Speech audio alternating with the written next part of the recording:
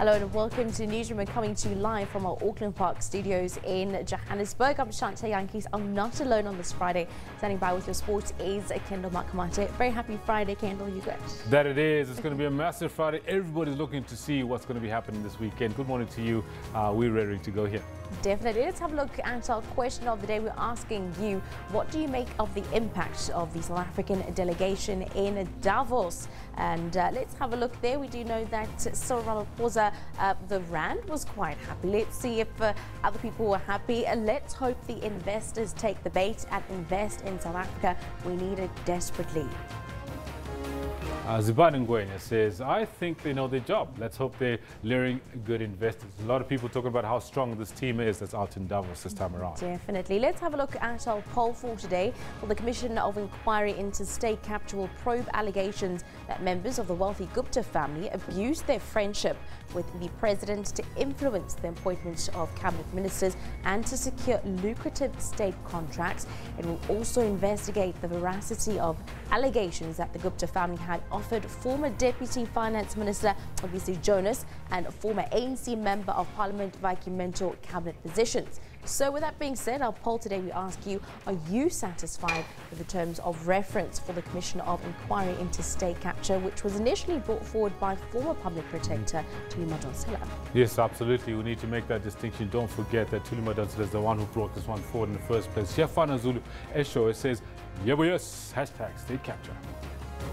Alpha says we are now heading into the right direction. Thank you, EFF South Africa, for exposing these Guptas and ANC corruption. Of course, keep those tweets coming through for our poll and for our question. In our sporting news, what are we expecting from our boys today, Kendall? Well, it's not so much what we're expecting from them today. We're talking mostly about these guys, the batsmen. Is the Proteas batting lineup letting the side down? Is a question to you for today. Well, are they? Shub seems to think our batting has not lived up to expectation. I agree that the pitches have been difficult to bat on, but the senior players should have shown more grit and determination like Hash did yesterday. Our best performing batsmen were the all-rounders, Kagiso Rabada as well as Vernon Philander. Pretty much they're the ones that actually brought it home for us. Then we've got Sketekete saying, of course, yes. How is it that most of the top batsmen out in single digits? Are we experiencing a Hansi Cronje, may his soul rest in peace, all over again? Ask Sketekete. I don't know, we're just going to have to wait and see for that batting lineup. Of course, all your news and sports coming up in just a bit. However, let's have a look at your Friday morning headlines.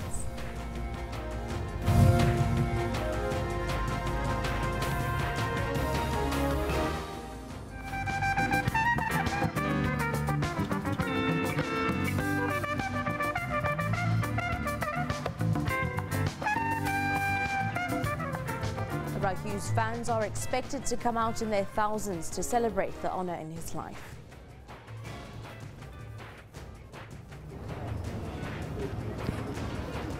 Well, good morning, and of course for the rest of the day here in the capital city, we will be coming to you live with what is expected to be one of the biggest marches that of course threatens to shut down the capital city. The march will be from Fat Alles workers in solidarity of course with the ANC Youth League here in the region, and the march is expected to start right here where I'm standing in Burgers Park in the capital city. in the CBD, and they will proceed to Tshwane House and thereafter go to the Union Buildings. We're expecting perhaps over 10,000 marchers to be part of this action, where, of course, the members of the ANC Youth League, alongside the FAT ALAS workers, will be demanding that the workers be reinstated, and they've got a whole long list of other demands that they will be tabling to the city mayor, Solim Simanga. So we'll be bringing you a blow-by-blow coverage throughout the day in terms of what is happening on the ground. For now, let's take it back to you, Shantae. And PRASA is expected to meet with the families of the train crash victims to give out DNA test results. Makamate is standing by with all our sporting highlights for this Friday and, of course, the coming weekend, hoping that the boys can get their bats in order.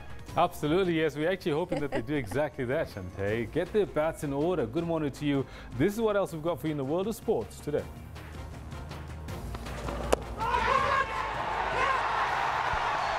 At 49 for 1, it stumps on a difficult batter's pitch. The test between South Africa and India is evenly poised.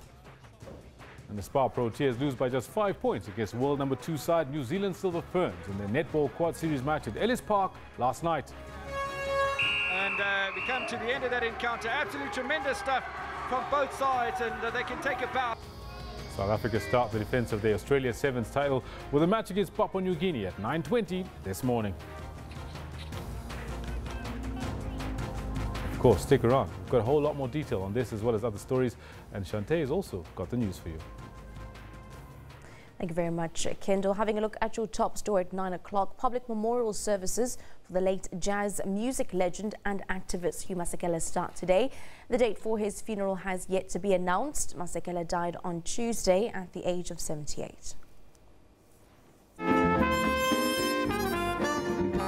South Africa's father of jazz, revered the world over. 20 years and a day. Even in death, the iconic muso continues to draw admiration, a rich legacy that will inspire generations to come. Ahead of the press conference, Masekela spoke candidly of his father, but it's the gentle giant's passing he couldn't have possibly prepared for. But knowing that it was coming didn't change, my heart, being exploded in that moment. And I was in Amsterdam, about to catch my second flight here, to be with my family. 11 hours surrounded by strangers, trying to make sense of the fact that your father's no longer there and you're in a plane with these people and you're not with your family. That was probably the hardest thing that I've ever really had to experience. It's his valiant yet silent fight in the face of adversity that will linger on. Physically, you see what's going on. He's fighting, he's sick, but we're not going to talk about it. We're going to enjoy every day in the best way that we could. And so he never lamented or complained. Bra Hugh, as he was affectionately known, was also a champion of Pan-Africanism. People in South Africa and just on the continent in general celebrating their culture and remembering, like, as cool as things might look everywhere else, people are dying to be like South Africans and like Africans. And if there's one more moment Sal could have shared with his dad, being able to make my father laugh was a special thing. It meant that you were funny, because he didn't give you laughs for free. Public memorials will kick off from Friday. On Sunday, a final tribute at the Hugh Masekela Musical Memorial. Gillian Pillay, SABC News, Johannesburg. Remaining with Bra Hugh, SABC News earlier spoke to Molefe, a former executive here at the SABC, who was a close friend of Bra Hugh, on the memories he has on the jazz legend.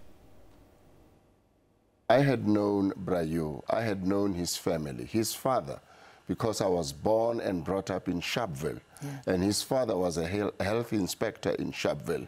And we became very close. As a political activist, I spent a great deal of time with the old man, Uncle Thomas Masekela. So when I finally met Bra Hugh, it was actually like, you know, a full circle. And I was struck by his presence. He was just an ordinary person. Very simple. I mean, Bra Hugh, I had thought I would be meeting someone on a pedestal, but here you were, a very simple, ordinary, but remarkable person. I think everyone, it's amazing how everybody says the same thing about him. You think that the day you meet him, you're going to suddenly, you know, be very intimidated by this superstar, international, nothing. Absolutely he was the most normal guy I've ever met. We met in New York in the house of Zodwa Laird.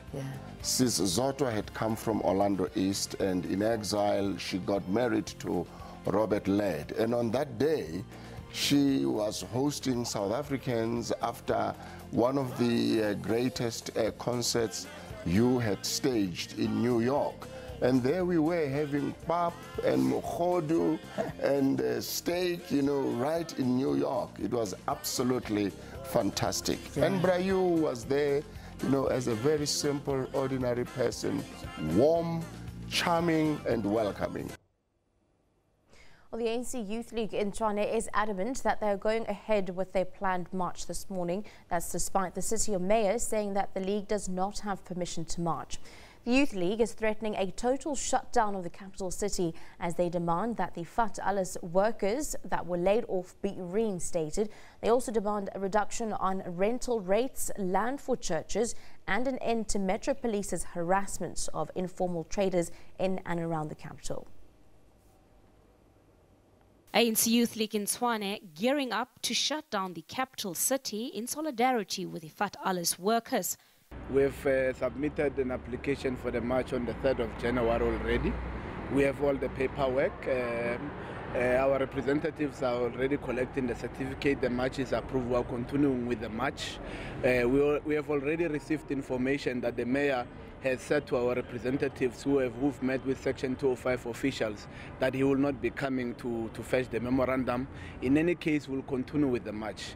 If we have to give the memorandum to a cleaner, to a security guard, or to any representative of the city of Tshwane, we'll do so. But the city's mayor says the Youth League is not authorized to march. So we are now having an illegal march that is taking place on Friday. There's threats that are made. You know, against the personnel and their lives. And believe you me, should there be any kind of violence, we will hold all those people responsible for anything. And we'll even encourage business, if anybody suffers any losses, that they should sue. Msimanga says he will not accept any memorandum from the Youth League as his office is in regular talks with various stakeholders to address the issues the league wants to raise. The mayor says lawlessness and violence will not be tolerated. We are not a violent organization. I've led the ANC Youth League for the past 10 years. I've never been charged for vandalism, destruction of property, for burning any public building. We believe in robust engagement. We believe in sitting down in conversations. That's what we believe in. It's a peaceful protest. It's the workers, it's the people who are affected. It's the people of Tshwane who are standing against the Black Purge, which is about the replacement of black workers with the volunteers of the DA. The Youth League says the mayor is playing politics at the expense of thousands of people in the capital city who have lost their jobs. Several roads will be affected with possible traffic disruptions. The Tshwane Metro Police will be on high alert. Patricia Fasagi, SABC News in Pretoria. Well, Deputy President Cyril Ramaphosa says his message at the World Economic Forum in Davos has been well received by investors. He's expressed confidence that the investment commitments made at Davos would yield positive results for the country. Ramaphosa, who was speaking on the sidelines of the Davos Economic Summit, says investors have demonstrated that South Africa has and still is an important destination for investment, and many believe a new era has been unleashed in South Africa. Our journey here has paid enormous dividends. I think we're going back home filled with a great deal of confidence, of the confidence that the international investing community has in us. They have demonstrated that South Africa is still an important destination for investment. All the meetings that we have heard, we've had nothing negative that has been said about our country, and all what we've heard has been encouragement. You're on the right course, keep going, and we applaud you for this new era that has been unleashed in South Africa, and they're wishing us everything of the best, that we keep to course and we follow through with the changes, the reforms, and the determination that they have seen us communicating the interventions that we are going to make. Well, the Deputy President also appeared to shoot down the idea that South Africa is about to roll out a massive nuclear build program in the near future. He reiterated that a proposed nuclear build program will only be considered in the broad context of affordability. According to the country's integrated resource plan, South Africa is planning to build 8 nuclear reactors that will generate 9.6 gigawatts of power. The price tag is estimated to be around 1 trillion rand. We've got to look at where our economy is. We've got excess power right now, and we have no money to go for a major nuclear plant building. And all of this really needs to be looked at in context, in the current context that we are in. And if, for instance, you've got excess power and you don't have the money, and we have already said that this nuclear process will be looked at within the broad context of affordability and what we currently have. Of course, that is our question of the day. We're asking you, what do you make of the impact of the South African delegation in Davos? Continue to send us your comments on at SABC Newsroom. Let's have a look at those that have already come through this morning. This one comes in from Tepi. So all we need is investment confidence. Let's face it, we need investors to boost our economy.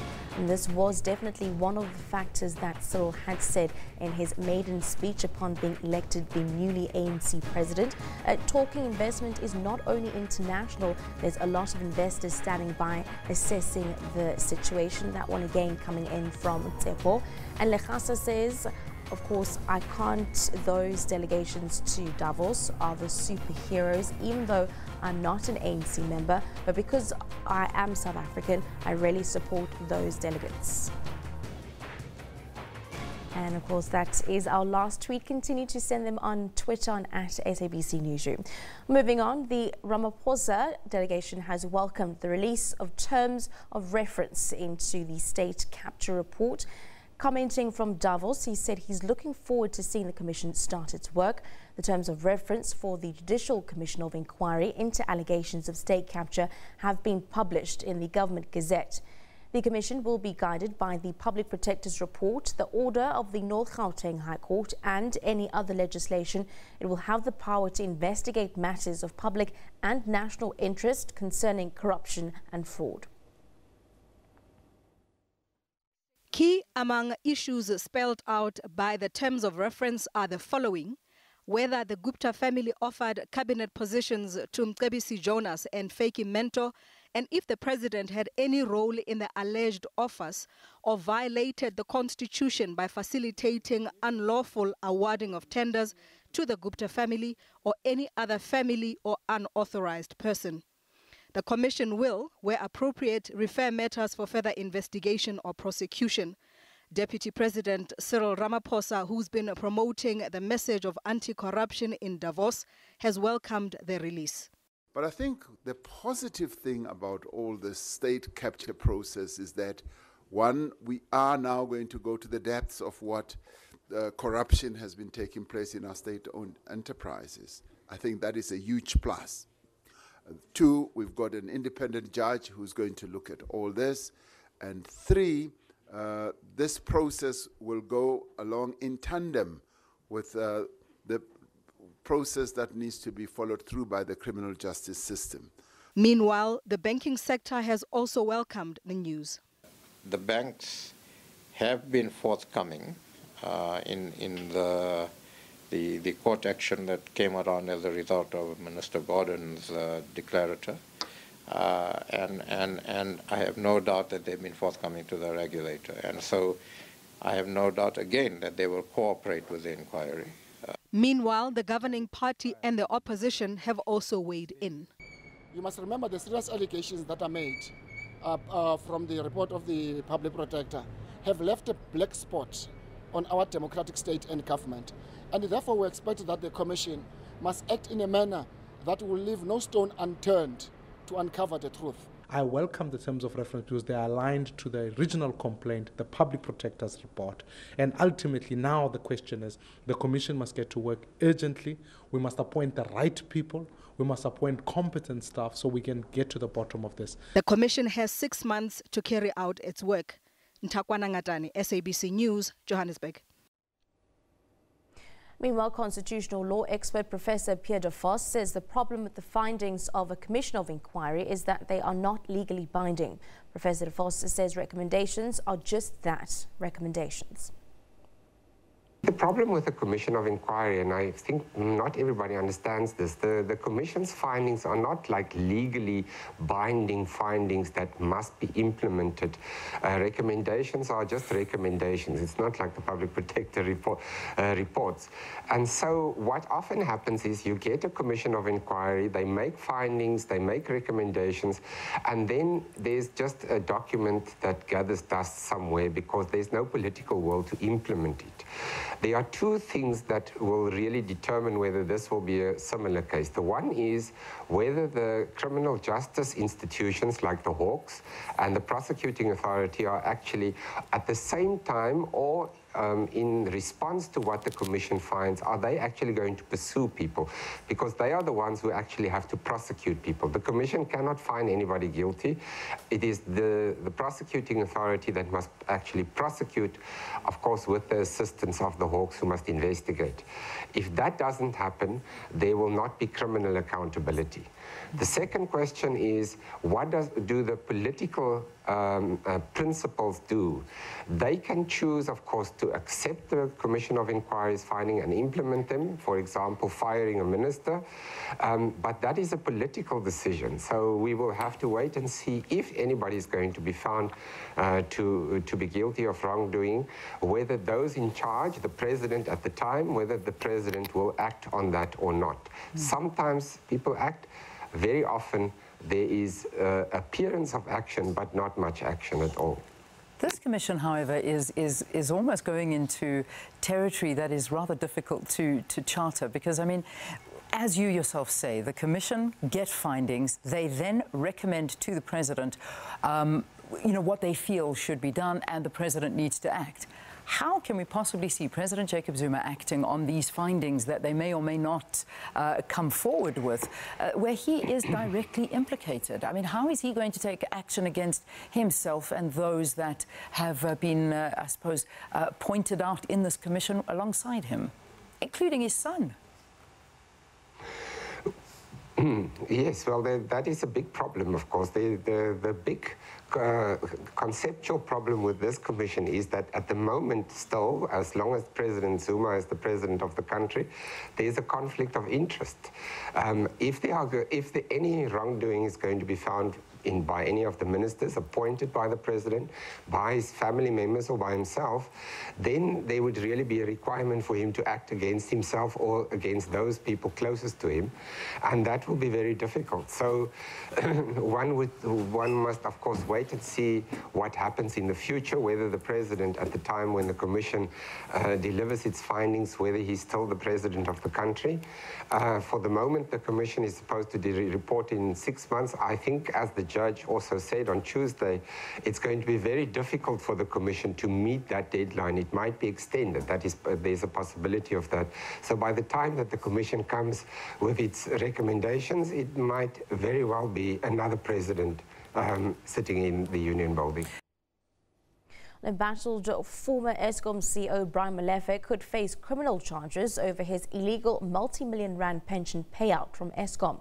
Solidarity Union, which took Molefe to court over his pension saga, wants the Hawks to investigate Molefe for fraud. Well, this comes after the North Gauteng High Court ordered Molefe to pay back 11 million rand he has already received as pension within the next 10 days. A day when just about everything went wrong for Molefe. The full bench ruled that he was not entitled to the pension. It was estimated at a staggering 30 million rands. The court found that Molefe's reappointment to Eskom last year was unlawful and says allegations against him in the state of capture report could not be ignored. The court then ordered that he pay legal costs. The decision made by the minister to appoint and reinstate Mr. Molefe to the position of Group Chief Executive at Eskom is reviewed and set aside.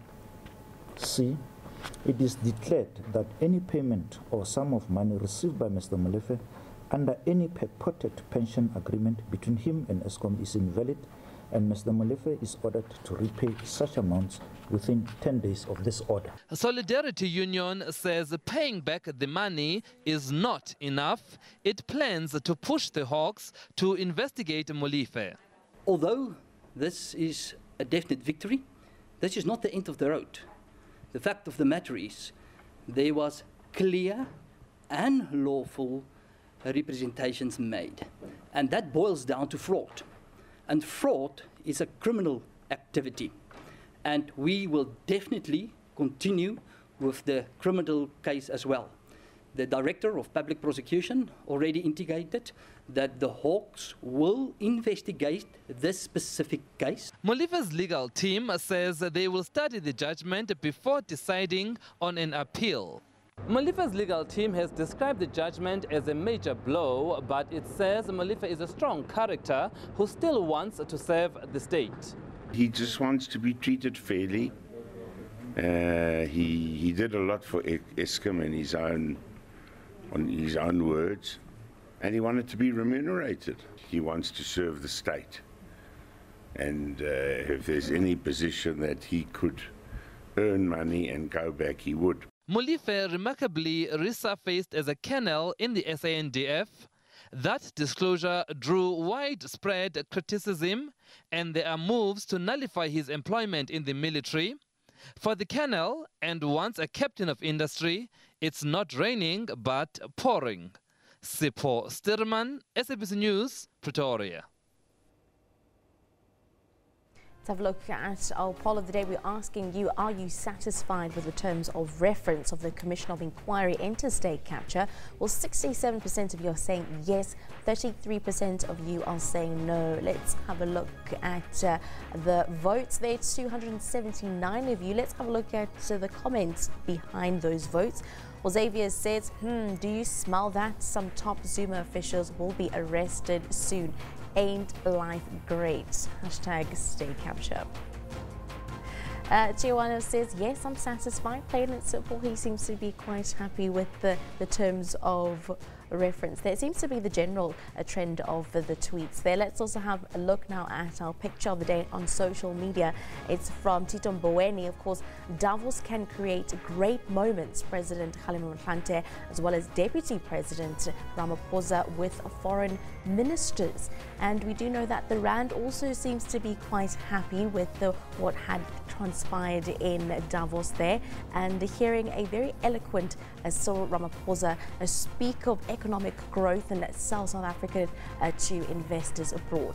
Let's have a look at our comment of the day. This one comes from GO80, greatest of all time. Hashtag Bra Molefe.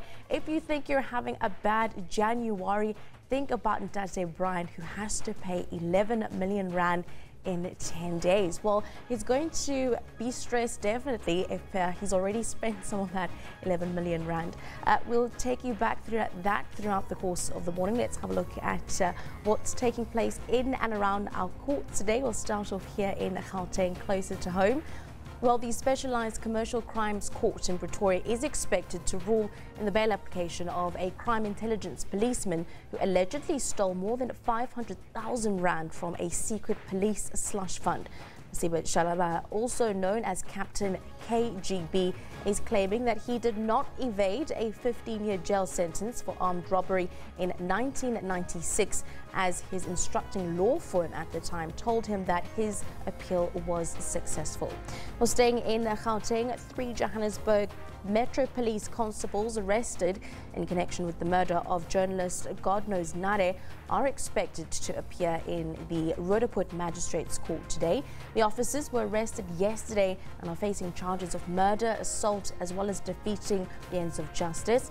Nare was shot dead in Florida, west of Johannesburg, in April last year. It is understood that the arrests follow an IPID investigation which uncovered that the officers shot and killed Nare and then staged the crime scene to cover their tracks.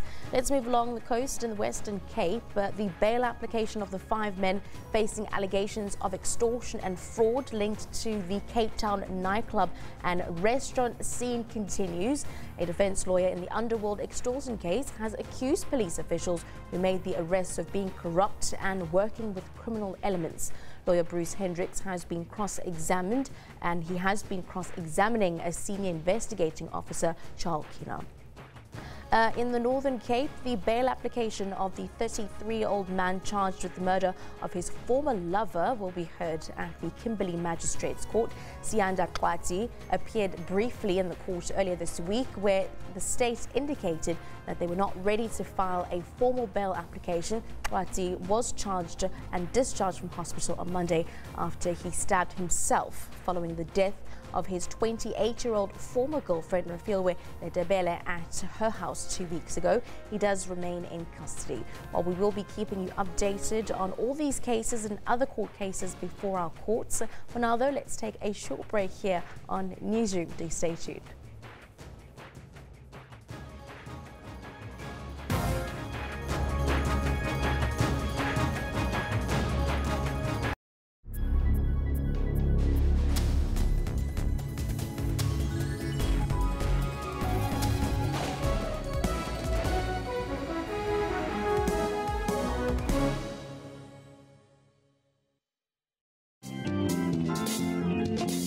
After a horrific accident, major questions were asked. So step one, I asked myself, do I really want to die?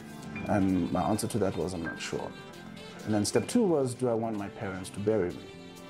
And the answer to that was no. Learning kept his brain in full action on how the brain works. When I was in hospital, right, as I was saying, to catch up with my peers, I started to become obsessed with memory techniques and how the brain works and how we retain information. Touching lives is his continuous mission. I now work for a non-profit where we deal with access issues regarding kids with disabilities and persons with disability. We're busy working on beach access. Being wheelchair-bound did not stop fun in his life. I party in a wheelchair, I laugh in a wheelchair, I smile in a wheelchair. For all your uplifting stories, catch Bupilong every Friday.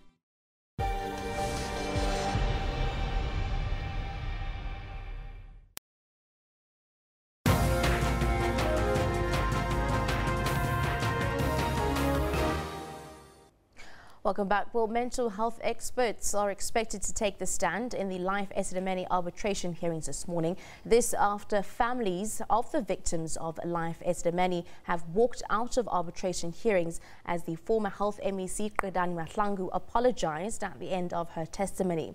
Mahlangu faced grueling cross-examination at the hearings for the terminating of the live Esidimeni contract, but on her final day of testimony, she refused to take any personal responsibility for the deadly project, insisting that she was acting as part of her collective. Well, families have blamed Mahlangu for the deaths of 143 patients at unlawful NGOs. Families still hoping for the truth. But the woman whom they blame for the death of their loved ones is still not budging. You carry no personal blame in all of this. Is that right? I cannot carry a personal Just blame. yes or no, ma'am? I served in a public office, and I assume the political responsibility, and I cannot carry personal blame because I was not working for my personal self. and insisted that the collective should be held to account. It cannot be correct that all the time you. It can't be. That's a collective decision. Indeed, that's how government works. Mahlangu also came under fire for going on the campaign trail for her political party while her patients died of hunger and starvation at ill-equipped NGOs. You are not paid to be an MEC to go and campaign for 3 months. Isn't that so? Political work is part and parcel of what you are. It's part and parcel of our work, and being a politician, when it's a campaign or political work related for your respective party, all politicians go out and do their political work. And admitted that patients' human rights were violated. Now I know human rights were violated, but it was not intentional, and that is important. And again, if I want to go back to what I said, if I had foresight of what was going to happen, if maybe I would have seen ukuthi kuzikhona izinto ezenzakala ezingekho right, and then ceasefire there and there as early as 2015. Mahlangu frequently raised objections to the line of questioning by family lawyers, even accusing them of putting her character on trial. Griselda Lewis, SABC News, in Parktown, Johannesburg. Let's take a look at what happened when Mahlangu was apologizing. I'm not distancing myself. I'm saying the team that I worked with failed me, and to that extent, people lost life. And I'm truly, truly sorry. And I will work systematically and to make sure that I support every effort that government is doing in finding closure on this, so that families can find peace at last. Please leave quiet. Those who are leaving, I see people rise. Do it quietly, please. Well, Social Development Minister Batabile Dlamini has admitted that she was indeed advised by former Director General of her department, Zane Dango, to urgently approach the Constitutional Court and disclose that SASSA would not meet the April deadline. It was Dlamini's third day in the hot seat at the SASSA inquiry, which seeks to investigate whether she should be held personally liable for the social grants crisis. Day 4. And the grilling continued at the office of the Chief Justice. Frustration summing up the proceedings. Minutes into the hearing, Minister Batabile Dlamini entangled in a standoff with the legal counsel of a former Director General. Zane Dango's legal counsel, led by Advocate Vincent Malega, clearly irritated with the minister's way of answering questions. Don't you consider important that you will disclose vital information to your advisor in order to solicit advice from him or her? Could you please repeat? I'm not going to repeat my question. I'm going to move on to the next one. But I asked you to please repeat the question. And I do have a right to ask you to repeat. All right. Let me repeat, and I hope that you will carefully listen to my repeated question. It was not long before the minister admitted that she was advised by Zane Dango to approach the Constitutional Court upon realizing that SASSA would not meet deadline. There is a sense that at times parallel documents prepared by work streams were being produced and that this was not helpful. Do you see that? Yeah. Yes. And I take it you appreciate that that was the view taken by Mr. Dango as at 25 January 2017, that when he wrote this email to you. Why are you sure? He was saying this because at that point I had met with the Minister of Finance. It seems the inquiry, which was expected to end on Friday, will now take longer than anticipated. Witnesses, including former SASSA CEO Thokozani Magwaza and Zane Dango, are yet to appear before the inquiry with their testimonies, which are key in determining Batabile Dlamini's fate. Dlamini was described as unresponsive and evasive when she was pressed on her decision to set up work streams to handle the payment of social grants. The hearing continues. Lapang Alamu, SABC News, Midrand in Johannesburg. Some news abroad. The African Union in Addis Ababa will have to grapple with the issue of corruption on the continent. Among high-profile guests expected to attend the meeting this weekend is the Secretary General of the United Nations, Antonio Guterres. South African President Jacob Zuma is also expected to lead the South African delegation. These African foreign affairs ministers will spend 2 days deciding the agenda that African leaders will deliberate on when they meet later this month. Top AU officials want them to consider how the continent will address what they call disrespect from US President Donald Trump. Through the messages of despise, of hatred, and the desire to marginalize and exclude Africa, and the statements like those on Jerusalem and the reduction of the contribution to the peacekeeping operations budget in the world, and also this leads us to believe that multilateralism is facing a serious crisis, and the continent cannot keep quiet about this. Solidifying self-dependence will also be a key issue. The AU Commission says African member states have already started contributing to the continent's peace fund, but more ought to be done. In the financial year 2017, we have reduced the contribution of the partners to 74% to the program and budget. For the budget 2018, the share of the partners will be only 59%, which represents substantive progress. The United Nations Economic Commission for Africa says that nearly half the population of Africa believes that African governments have either failed or been unable to address the effects of corruption. It has challenged African leaders to action. The question is, what do we do next? How many countries will decide in this year of fighting corruption that they will resolutely sign the FATF agreements?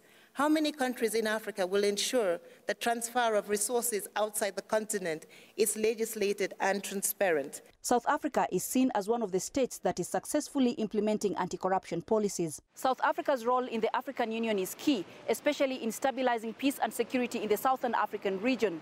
At the summit, President Jacob Zuma is expected to lead the South African delegation. Coletta Njohi, SABC News in Addis Ababa, Ethiopia. The war of words between the United States and Palestinian leadership continues to escalate after Washington's envoy told the UN Security Council that they would not chase after a Palestinian leadership that lacks what needed to achieve peace. U.S. Ambassador Nikki Haley took aim at Palestinian President Mahmoud Abbas after a speech he delivered in Ramallah on the 14th of January, in which he said they'd no longer accept the U.S. as mediator in the peace process after their decision to recognize Jerusalem as the capital of Israel.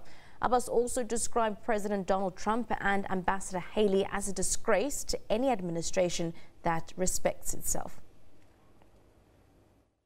المفاوضات السياسية برعاية دولية وليست منفردة. This was the speech in which Abbas rejected US mediation and called for future negotiations under an international collective. As I've pointed out many times, And this was the United States response.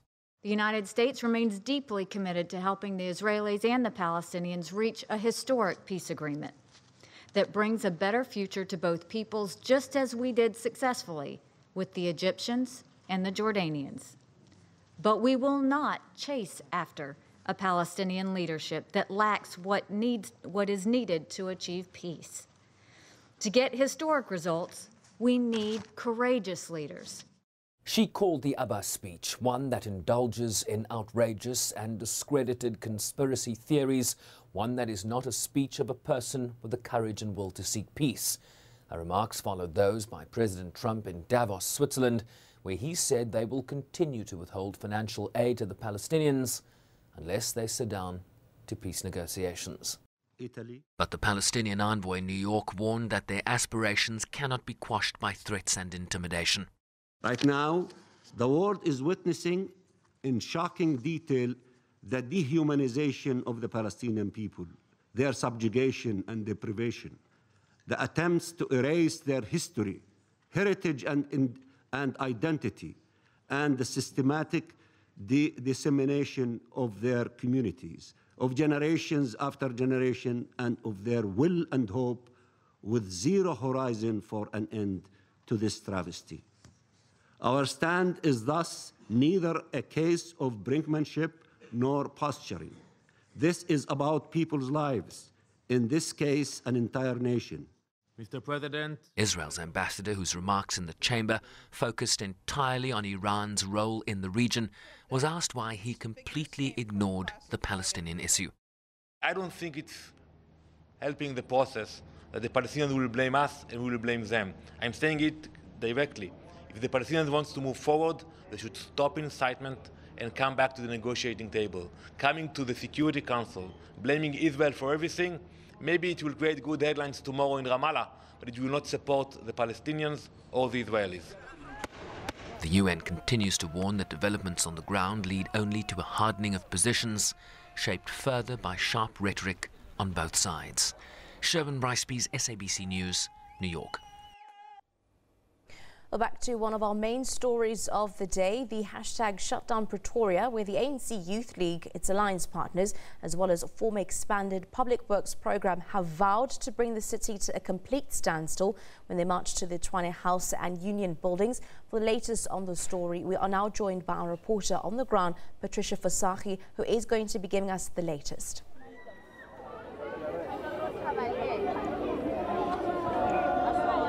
Well, thank you so much. We're coming to you live from the lawns of Burgers Park in the Pretoria CBD, where the much anticipated march from the Fatalis workers and the ANC Youth League in the region is about to start. Now, around me, you can see some of the workers that are, of course, gearing up for this march. They will be heading to Tshwane House, where they will be handing in a memorandum to the mayor in the capital city, of course, Solim Simanga. And right now, I am joined by Lesego Makubela. He is the ANC Youth League chairperson here in the region. So let him just unpack to us why exactly did the Youth League in the region decide to join this particular action. Yeah, thank you very much. We could not stand and tolerate the purge of black workers. We could not stand and tolerate when the city of Tshwane decides to lay off thousands and thousands of black workers, the Fatalis EPWP workers, the ITB workers, the harassment of street vendors on the streets, the firing of security guards, and people who are in junior management, lower management. So there's a black patch that is happening. And all these sort of things is promoting black on black violence, because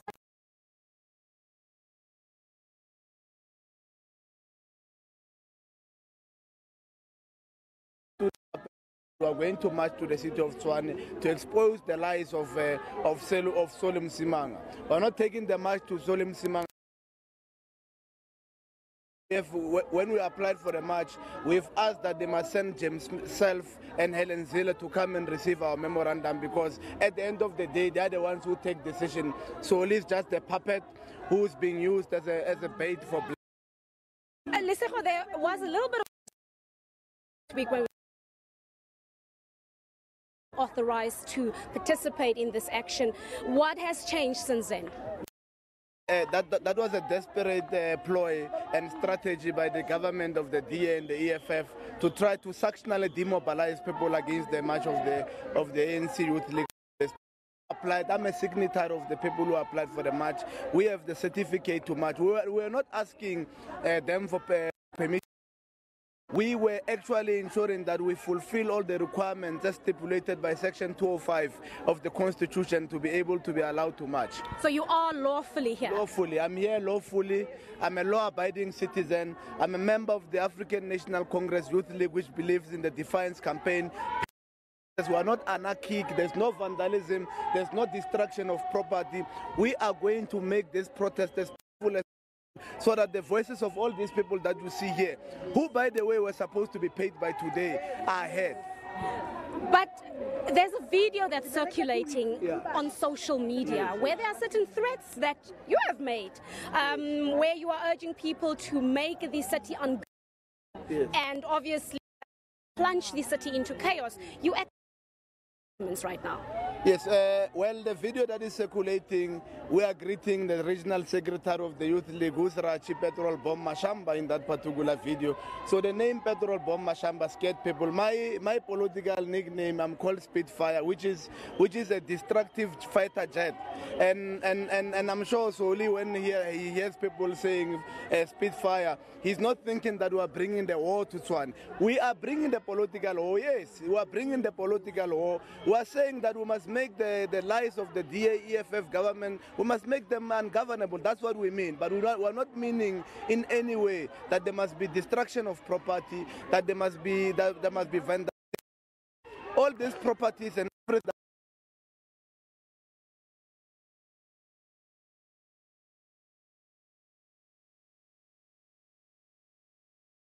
Of course, our reporter on the ground, Patricia Vasachi, coming to us live from the hashtag Shutdown Pretoria, just speaking to one of the members of the ANC Youth League. Of course, he hasn't shared that it is going to be a peaceful march, and they're also calling for either Mr. James Self or Helen Ziller to actually receive the memorandum of demands, as he describes them as being the two key lawmakers in some of their grievances. We will be crossing back to that march as soon as we get our signal back. For now, though, let's have a look at what's making headlines of front pages globally. We'll start off in Namibia this morning.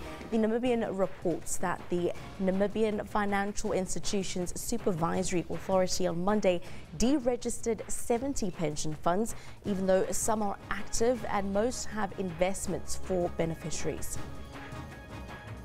Moving to the UK, The Guardian says Theresa May had taken the gamble of inviting Donald Trump to make his controversial visit to Britain later this year after a meeting between the Prime Minister and the US President at the World Economic Forum in Davos.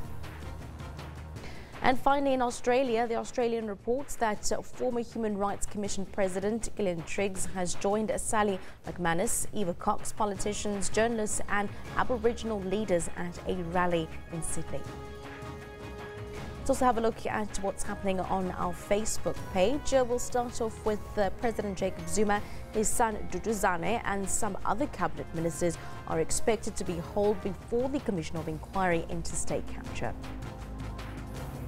Then a new report on improving security for United Nations peacekeepers says the blue flag no longer offers natural protection and that peacekeeping operations need to change their posture and preparedness in the field. And finally, Donald Trump is expected to claim that his business-friendly tax reforms have brought prosperity and a booming stock market. President Donald Trump will take a turn as America's salesman-in-chief on Friday, trying to convince a very skeptical band of global great and good in Davos that he is good for business. Simply search for SABC Newsroom on Facebook, follow us and interact with us. For now, though, let's have a look at your weather forecast. Phil Hawkins is standing by.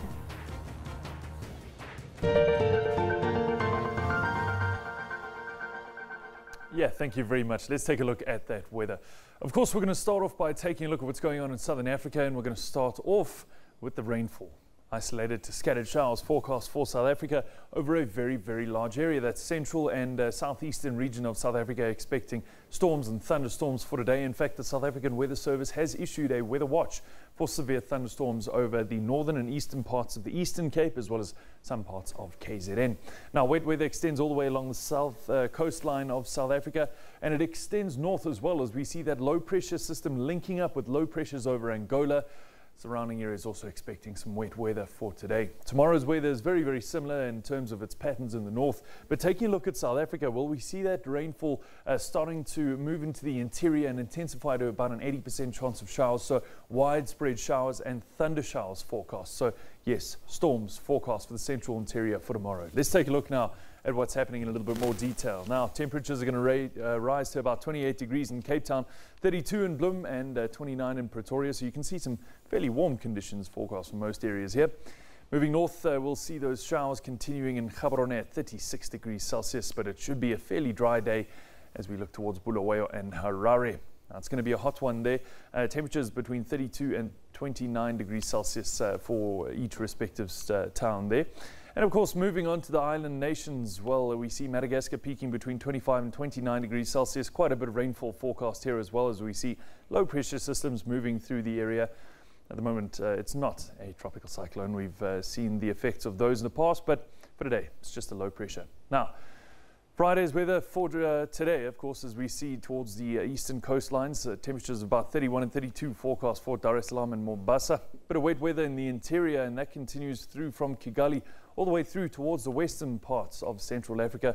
You see temperatures ranging through the high 20s and early 30s for the most part until you reach Yaoundé and Bangui. Well, then we see them in the 30s, 32 and 38 respectively for each of these. Now, low pressure systems sweeping through the northern coastlines of Africa. We see that bringing in rainfall in some areas, including Cairo and surrounding areas for both today and tomorrow. You can see that just dissipating a little bit in Cairo, but over those northern regions around Morocco and Algeria, surrounding areas there, well, we're seeing showers and thunder showers. Temperature-wise, this is what's going on. Massawa, Djibouti at 29 and 28 respectively. Addis Ababa at 22 and Sana'a 26. Temperatures are not warming up that much at all around Tehran, Baghdad, Damascus, between 8 and 19 degrees. Cairo is at 14 degrees, and as we saw a little bit earlier today, we're expecting showers and thunder showers. And finally, we take a quick look at the northern coastlines here. Rabat and Algiers at 14 and 15 respectively. So quite a chilly day there too. That's where we're going to leave you weather for now. Stay with us here on the SABC.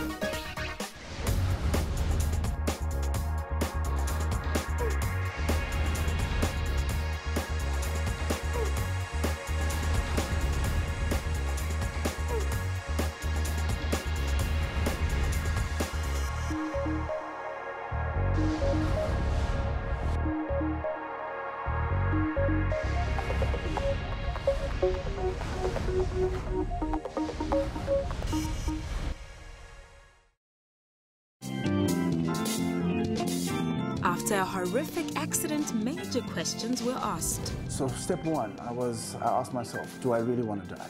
And my answer to that was, I'm not sure. And then step two was, do I want my parents to bury me? And the answer to that was no.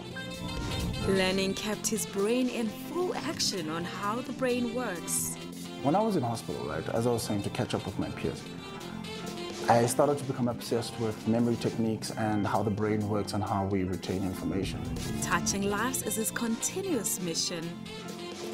I now work for a non-profit where we deal with access issues regarding kids with disabilities and persons with disability. We're busy working on beach access.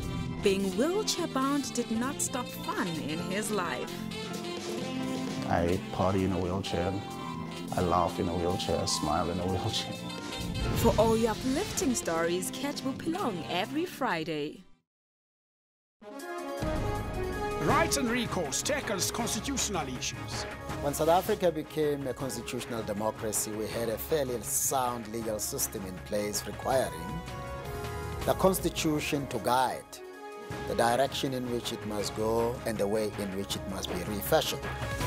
The Justice Ministry, the custodian of human rights. We actually have a plan to come up with a comprehensive review of our human rights instrument.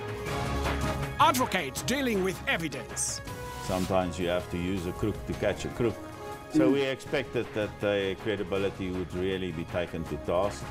You try and consult your witnesses and prepare them as best as you can. Hashtag Rights with Dubila Matez on legal issues every Sunday at 2 o'clock Central African time.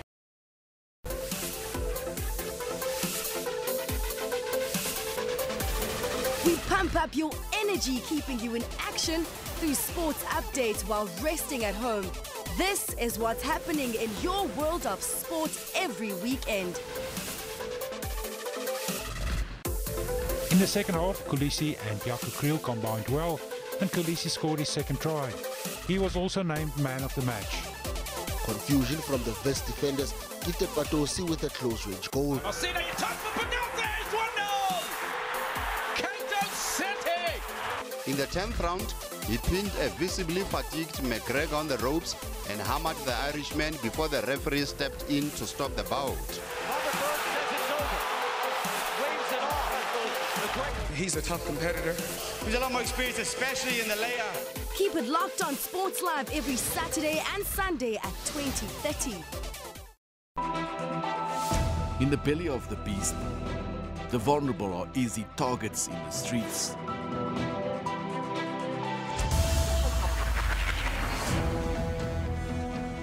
Marauding gangs terrorize communities mercilessly.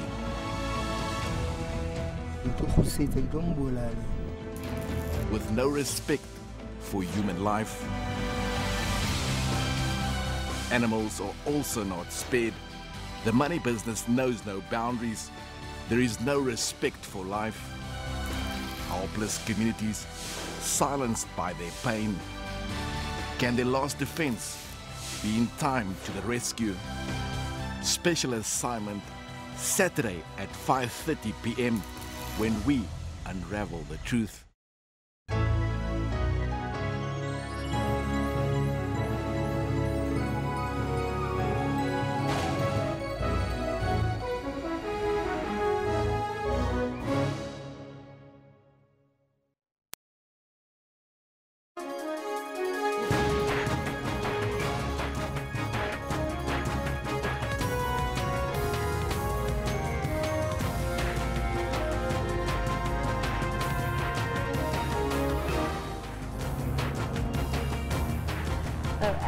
Welcome to Newsroom, coming to you live from our Auckland Park studios in Johannesburg. I'm Shante Yankees, of course, standing by with all your sporting highlights. Kemba Mark, good? Yeah, no, very good. Looking forward to the weekend. It's going to be a massive one sporting-wise. Definitely. Before we get to sports, let's have a look at our question of the day. Today we're asking you, what do you make of the impact of the South African delegation in Davos? Earlier on we were saying that, of course, the Rand seems to be quite happy. Let's have a look at the sentiments of South Africans. Esidimeni says, I think they know their job. Let's hope they are luring good investors. We also have Mr. Tsepo Matibela saying all we need is investment confidence. Let's face it, we need investors to boost our economy. We definitely do. Our poll for today, the Commission of Inquiry into State Capture will probe allegations that members of the Healthy Gupta family abused their friendship with the president to influence the appointment of cabinet ministers and to secure lucrative state contracts. It's also going to investigate the veracity of allegations that the Gupta family had offered former Deputy Finance Minister Mcobisi Jones. Well, we've got a poll up and 314 votes are in, Shante, and of those votes, 65% say yes, they are satisfied with the terms of reference for the Commission of Inquiry into State Capture. Also, are reminding people that was the previous public protector that brought this up. Yes, definitely. Let's have a look at the views. Xavier says, do you smell that some top Zuma officials will be arrested soon? Ain't life great? Right. Tianeo says, yes, I'm satisfied. Tianeo is satisfied. Are we going to be satisfied with sports, Kendall? We're certainly hoping so. It's a little too close to call for comfort. Having said that, the Proteas are going out for day 3 up against India in the 3rd test. So we'll be bringing you an update on that. But before then, we want to find out from you, do you think the Proteas batting lineup, is it letting the side down? Well, I'm sure we've got 1 or 2 comments by you on social media. Mpendulo comes in with something interesting, Shante. Yeah, he says, yes, they are being outclassed by Nkagiso Rabanda these days, and you were mentioning that. Yes, no, he did very well. And Vuyo says, yes, very inconsistent. I think it's got something to do with the long breaks between one series to another. Having said that, all test-playing nations have long breaks, and these guys should know this by now. They didn't start yesterday. Definitely. Cricket is underway, but first, though, let's have a look at your news. We'll start off with your headlines.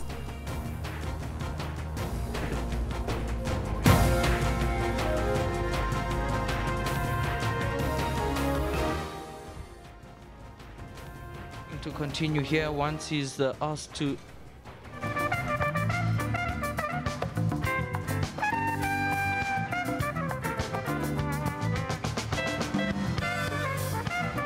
Bra Hugh's fans are expected to come out in their thousands to celebrate and honour his life. Well, ANC Youth League #ShutDown Pretoria march gets underway in Pretoria.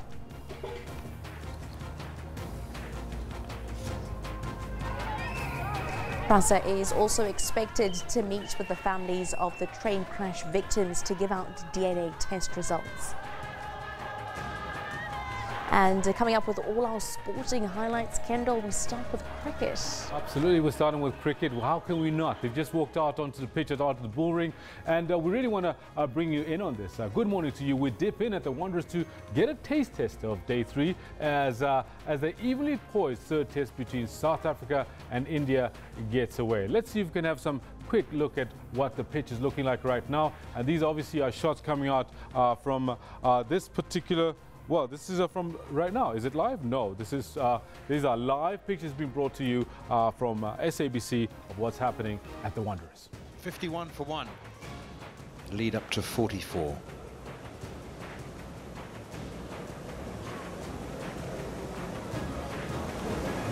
It's been a test match that batsmen have had to put aside all thoughts of personal success, or at least to re-evaluate what constitutes personal success. Hashim Amla made 61, his highest score in the match, and he was the first to admit that it was better than many of his hundreds. Spiciest pitch he's ever played on was his word, spicy. Which is the Spar Proteas lose by just 5 points against world number 2 side New Zealand. Silver Ferns in their netball quad.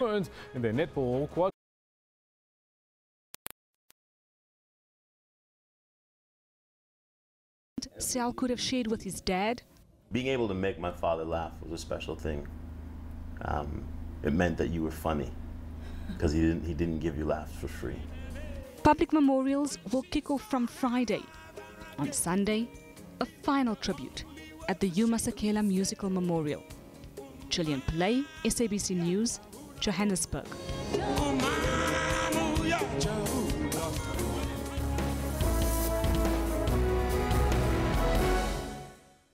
Breaking news just coming in. We understand that the Hawks are raiding the offices of the Premier and the Department of Agriculture in Bloemfontein. For more details on the story, we now cross live to our reporter, Palesa Moetse, who is on the ground. Very good morning to you, Palesa. Give us some of the details around the raid.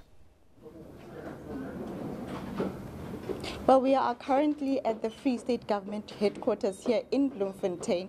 This is where the office of the Premier is situated, and we are just outside the Premier's office, in fact, just outside the door. Right here is where Hawks officials are busy searching and seizing for documents here in the Premier's office. There are also, some of the members are also at the offices of the Department of Agriculture here in Bloemfontein. But joining us right now, just to take us through, before we go to the Director General of the province to just take us through their reaction as the Free State Government on what is happening. We spoke earlier to the spokesperson of the Hawks, Ntate Rang Molaudzi, and he actually said to us that this raid relates directly to the Fredder Dairy Farm, and it all has to do with investigations around the state capture, obviously around the Gupta family. But to just give us a reaction on what is happening and how the Free State Government is dealing with what is happening at the moment is the Director General of the province, Ntate Kupung Radikonzane. Ntate Radikonzane, just take us through what is happening right now. I know that Hawks officials are inside the Premier's office. What's going on? Yeah, no, this morning we are visited by the officials of the Hawks, and they have served us with a warrant for search and seizure. So we are with them now, giving them the necessary documents that they need with regard that are stipulated in the search warrant. And we are cooperating with them because they are here basically to get additional information on Fredder Dairy, documents related to decisions that were made by the Executive Council and other related matters. So we providing them with the necessary document and cooperating with them. It is also in our interest that this matter is properly investigated.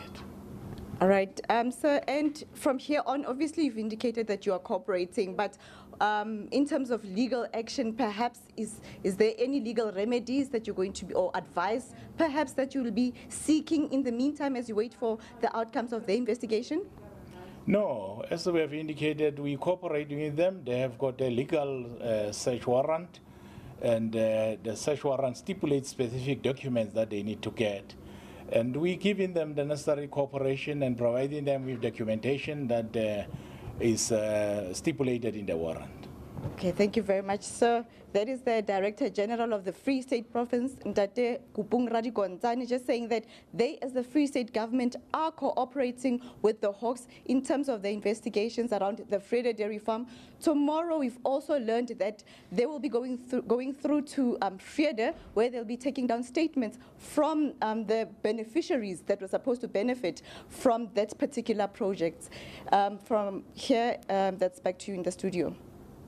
Just before we wrap it up, of course, there's also allegations there that Mosebenzi Zwane is also implicated in this case.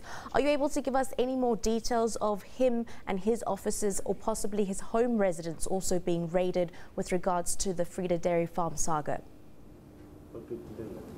Are we done? Please just repeat that. I didn't quite catch that question. We have gotten word allegedly that Mosebenzi Zwane has also been implicated in the Vrede Dairy Farm saga. Do you have any knowledge if he is also going to be raided, possibly on his offices or on his personal premises? Well, we cannot verify that at this stage, but there has been talks definitely that he is implicated. Whether there'll be a raid at his offices or personal property at this stage, I cannot verify that, but I will get those further details, if any, are available at this stage from the Hawks. I'm also aware that his home is in Vrede. But yeah, details of whether his personal property is being raided, that at this stage we do not have the details. At the moment, it seems as though the situation is quite calm. How would you describe the mood within the building? Are officials being cooperative with the Hawks? Well, when we came through downstairs, it seemed like a very normal day. We signed in at security. Normal procedures went about, you know, as usual. Nothing is really out of the ordinary. It's a very normal day. Even here, we are told, or rather, Mr. Radigonzani tells us that they are cooperating with the Hawks. Obviously, inside the office, we have not been able to go inside, but, you know, from what we are told, there is cooperation. People are going in and out of the Premier's office as usual. It doesn't seem like there's anything extraordinary happening, even in the streets just outside the building here at the Free State Government headquarters. It's business as usual.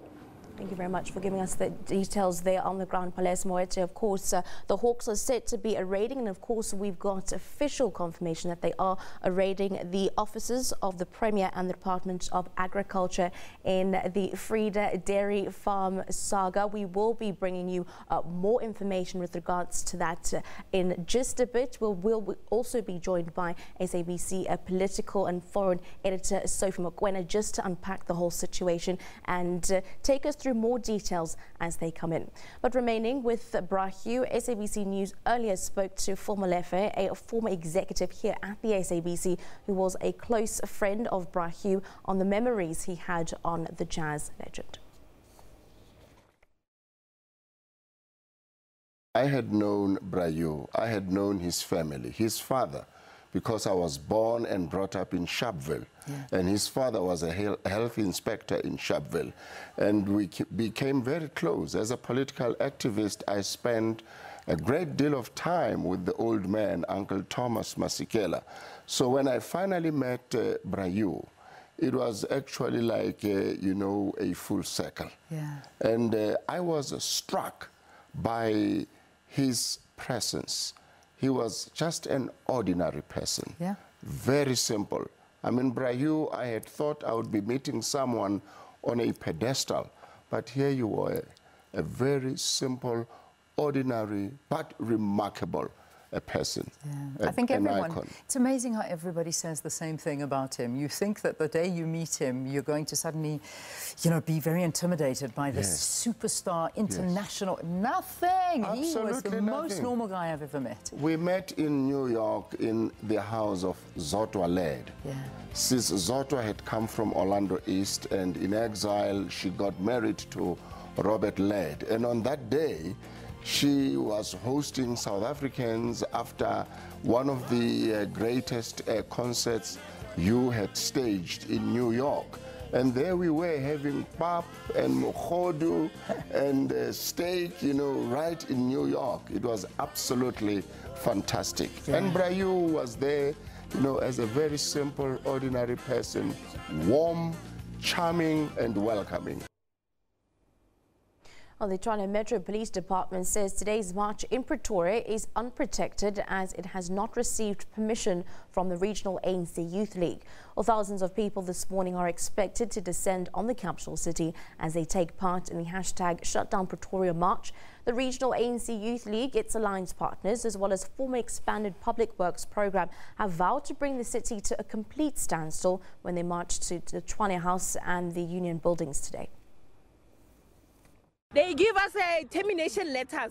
Those termination letters doesn't describe this, that this termination letter belongs to me. It doesn't have any my name, ID number, pay number, anything. It's just a paper that has been issued for everybody. So I'm not going anywhere. I'm going to fight. I want to work and I'm going to work. We have been unfairly dismissed without any notice, and we have been working there about 5 years and more. So that even when we were dismissed, we were never even informed about those things, about the dismissal. They just chase us without any notice, and then according to the South African Constitution, we are not allowed to work more than 3 months without being absorbed. Now I have more than 6 years working for Fat Alice. Now I've been chased like a dog. Well, Deputy President Cyril Ramaphosa says his message at the World Economic Forum in Davos has been well received by investors. He's expressed confidence that the investment commitments made at Davos would yield positive results for the country. Ramaphosa, who was speaking on the sidelines of the Davos Economic Summit, says investors have demonstrated that South Africa is still an important destination for investment, and many believe that a new era has been unleashed in South Africa. Our journey here has paid enormous dividends. I think we're going back home filled with a great deal of confidence, that the international investing community has in us. They have demonstrated that South Africa is still an important destination for investment.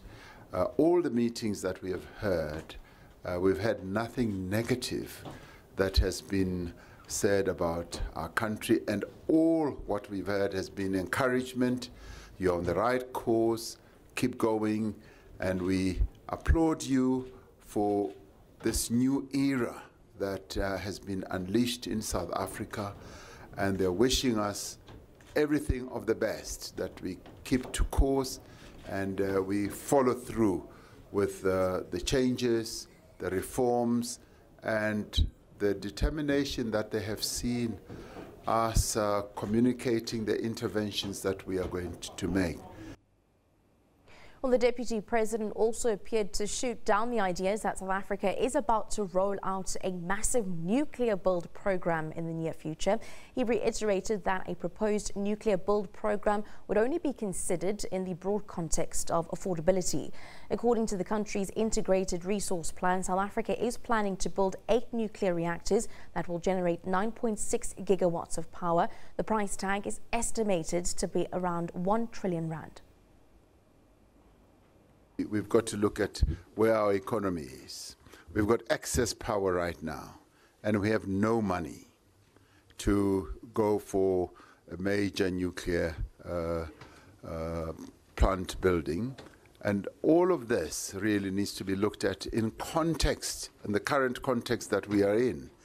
And if, for instance, you've got excess power and you don't have the money, and we have already said that this nuclear process will be looked at within the broad context of affordability and what we currently have. Ramaphosa has also welcomed the release of terms of reference into the state capture report. Commenting from Davos, he said he's looking forward to seeing the commission started to work. The terms of reference for the Judicial Commission of Inquiry into allegations of state capture have been published in the Government Gazette. The commission will be guided by the Public Protector's report, the order of the North Gauteng High Court and any other legislation. It will also have the power to investigate matters of public and national interest concerning corruption and fraud. Key among issues spelled out by the terms of reference are the following: whether the Gupta family offered cabinet positions to Mcebisi Jonas and Feki Mento, and if the president had any role in the alleged offers or violated the constitution by facilitating unlawful awarding of tenders to the Gupta family or any other family or unauthorized person. The Commission will, where appropriate, refer matters for further investigation or prosecution. Deputy President Cyril Ramaphosa, who's been promoting the message of anti-corruption in Davos, has welcomed the release. But I think the positive thing about all this state capture process is that, one, we are now going to go to the depths of what corruption has been taking place in our state-owned enterprises. I think that is a huge plus. Two, we've got an independent judge who's going to look at all this. And three, this process will go along in tandem with the process that needs to be followed through by the criminal justice system. Meanwhile, the banking sector has also welcomed the news.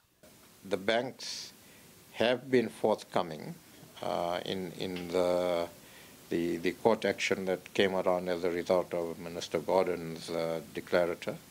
And I have no doubt that they've been forthcoming to the regulator. And so I have no doubt again that they will cooperate with the inquiry. Meanwhile, the governing party and the opposition have also weighed in. You must remember the serious allegations that are made from the report of the public protector have left a black spot on our democratic state and government. And therefore we expect that the Commission must act in a manner that will leave no stone unturned to uncover the truth. I welcome the terms of reference because they are aligned to the original complaint, the public protector's report. And ultimately now the question is, the Commission must get to work urgently. We must appoint the right people. We must appoint competent staff so we can get to the bottom of this. The Commission has 6 months to carry out its work. Ntakwana Ngatani, SABC News, Johannesburg. More reaction on the raiding of the office of the Free State Premier and the Agriculture Department in Bloemfontein. We are now joined on the line by political analyst Professor Susan Boyson. A very good morning to you, Professor. Essentially, what is your reaction to this? Good morning, Sunday. It was almost one of shock, but then not shock in the true sense of the word. It is shocking in the sense that it is so unusual for the South African political system that we have become rather not used to action being taken. So it was a welcome shock. And that is in a context that we've seen so many different initiatives taking place, unfolding in the last 2 weeks, basically. Accumulating action, commissions of inquiry, tentative action, preservation orders on assets, and now a search mission on very senior political officers. And what makes it much more even of a significant step, the raids on the Agriculture Department and the Premier's offices in the Free State, is that it goes right to the bone of the heart of Gupta's capture of state institutions, of prominent individuals in South African political system. Even more than that, and that is why it for me also signifies a very important turning of a page, is that it shows that there are not going to be special favors for high political officers and officials, and in this case, Minister Premier Ace Magashule of the Free State was also in December this year, was elected, in December last year, was elected as ANC Secretary General against many odds, and many were taken aback by it, because he's so centrally implicated in much of the wrongdoing and alleged corruption in the South African system. So it is, I think this is a very significant day. It's a very important development, and it is in line with interview that Cyril Ramaphosa, ANC president, granted in Davos at World Economic Forum, I believe it was with the BBC yesterday, in which he emphasized in relation to President Jacob Zuma that there will be action without fear or favor, and that the rule of law and due process will take its course. So these are early days. Search and seizure operations still need to deliver evidence, but with so much additional evidence already available and so much hanging out there and waiting for political action and judicial investigative action, this is a most significant step. Definitely. Let's actually discuss the implications that this is going to have within the ANC. We already know that the position of ANC SG was already contested from the point of the word go, and now with this coming to light, what sort of implications are we going to see going forward? Yes, I think the implications are really severe. The ANC would have to live by that dictum or variations of its own dictum, not really its own, but it really embraced it of innocent until proven guilty. It would really need to follow through on that, but we can only hope that there will be expedition, a fast action, the action being expedited.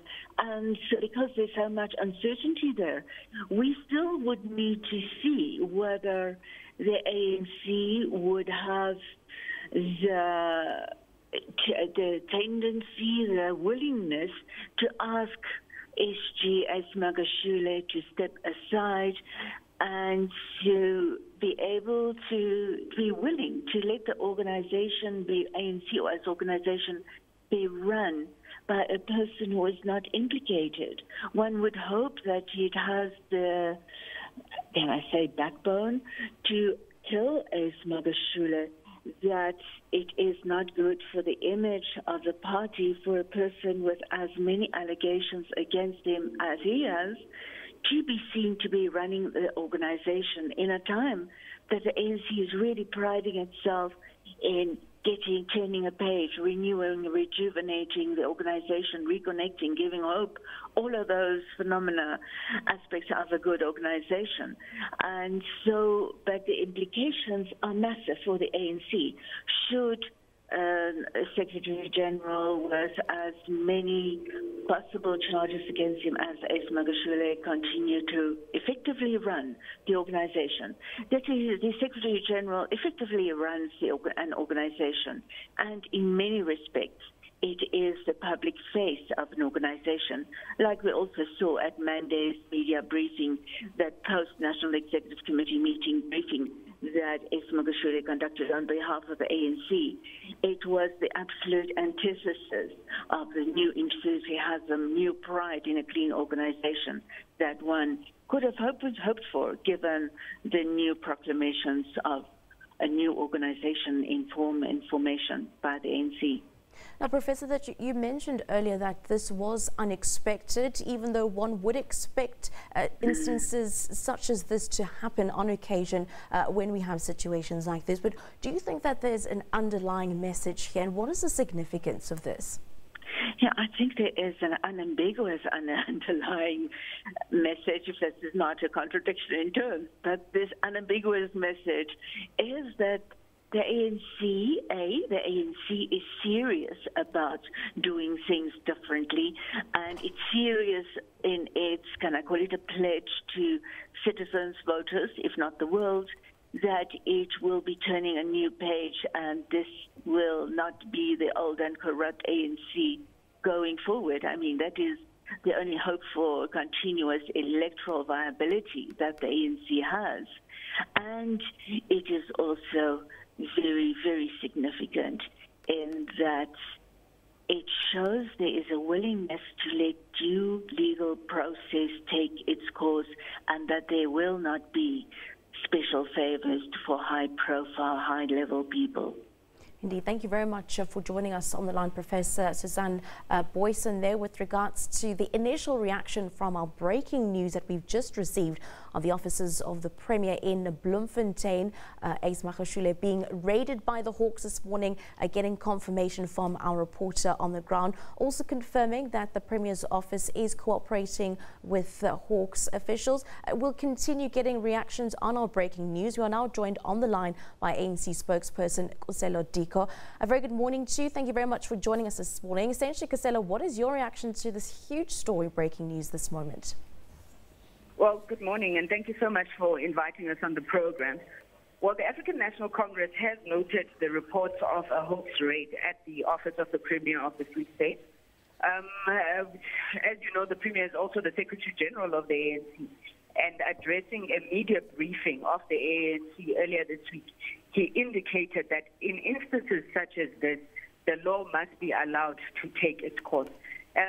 So we believe that that is exactly what's happening. We should note the work that is being done by the Hawks.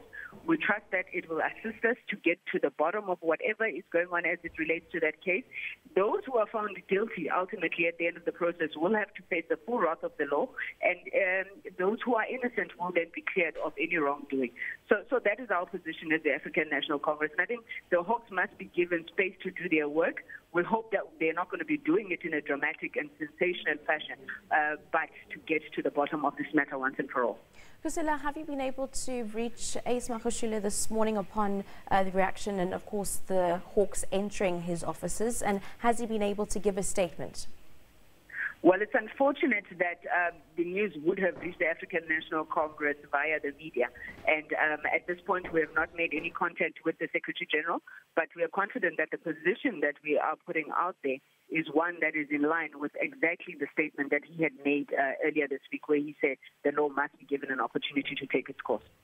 Indeed, thank you very much for joining us. Kusela giving us the initial reaction from the ANC. They also are saying that we have actually alerted the ANC of this huge story there.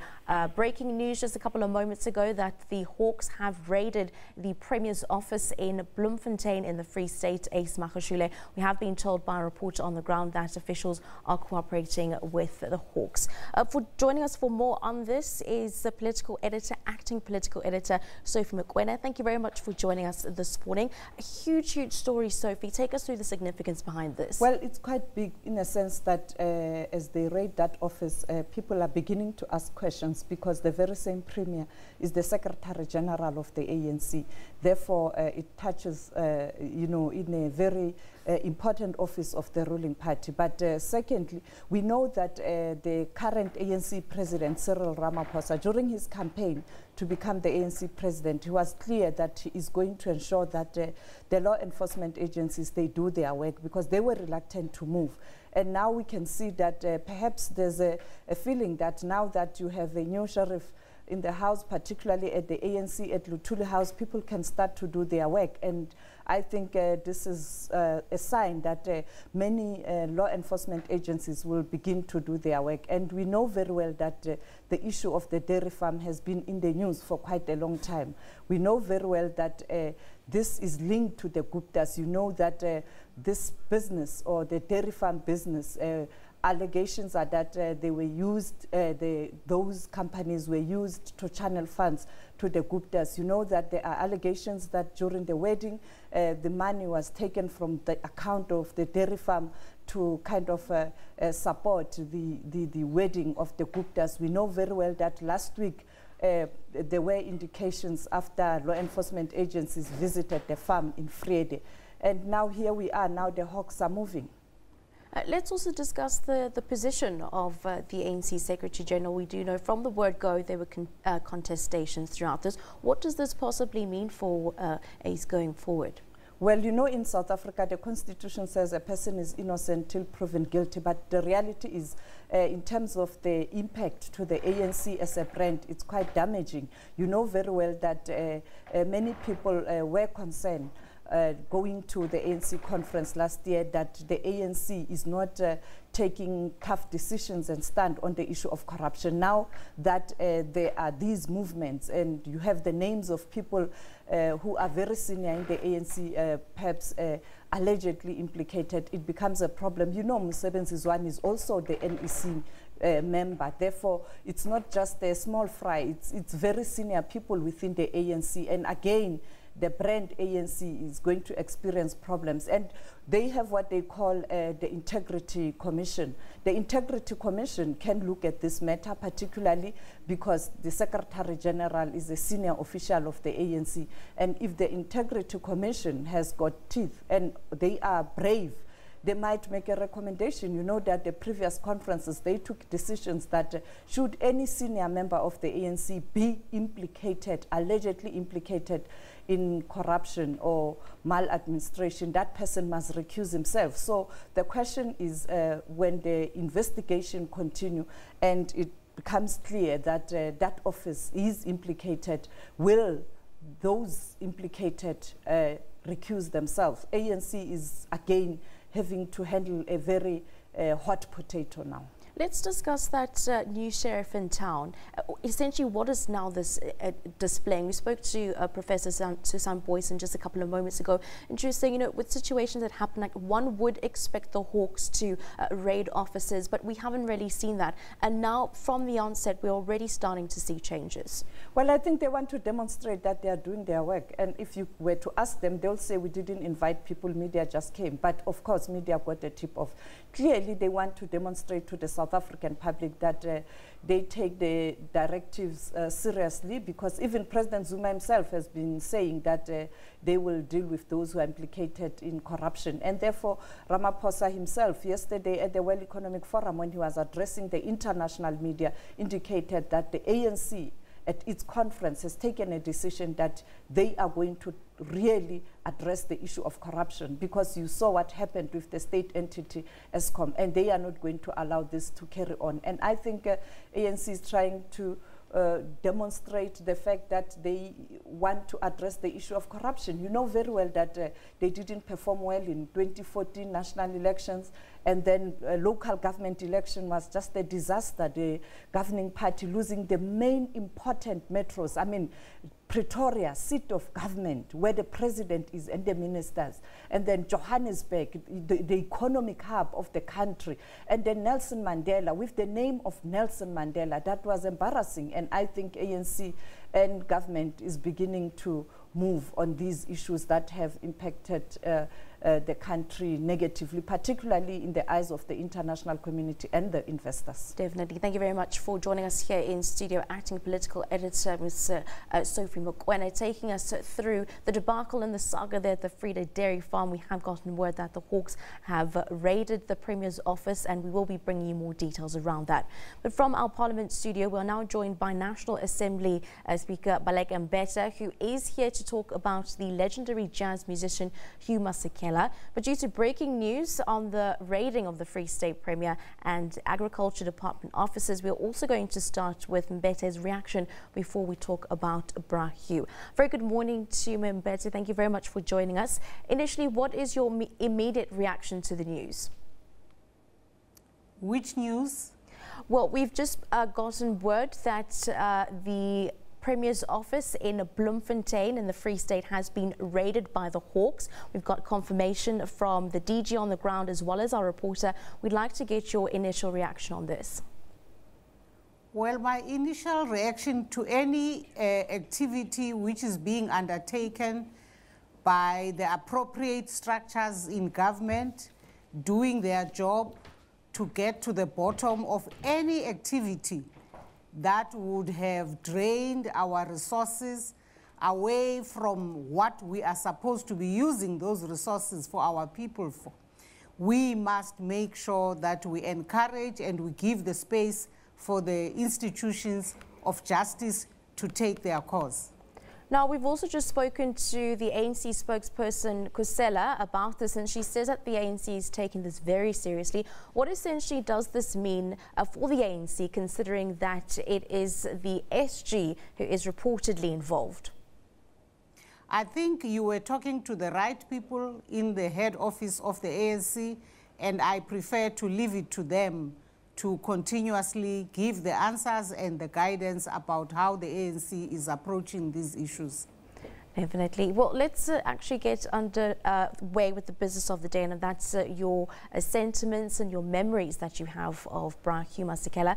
Fans and friends are still overwhelmed and they're still in shock at his passing. How has his death affected you? We knew Bra Hugh was not well for some time. So almost like Madiba, he gave us a chance to come to terms with the deterioration of his health. But of course, you can never be so ready for anybody's death, even when you've seen them go down in the health status.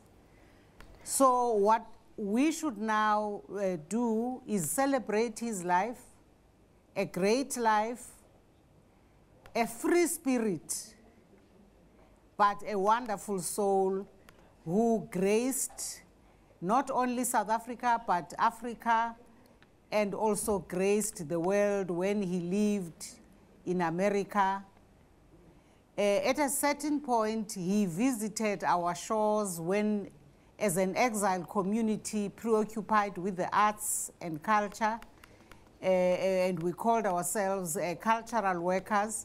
He joined our small community in Botswana, Gaborone, and he and his then wife, Jabu, occupied a little four-roomed house and became part of our community. And we enjoyed their being part of us, and we will always remember him as one of those that have enriched us and leave us with a wealth of appreciation of those qualities that he shared with us as humanity.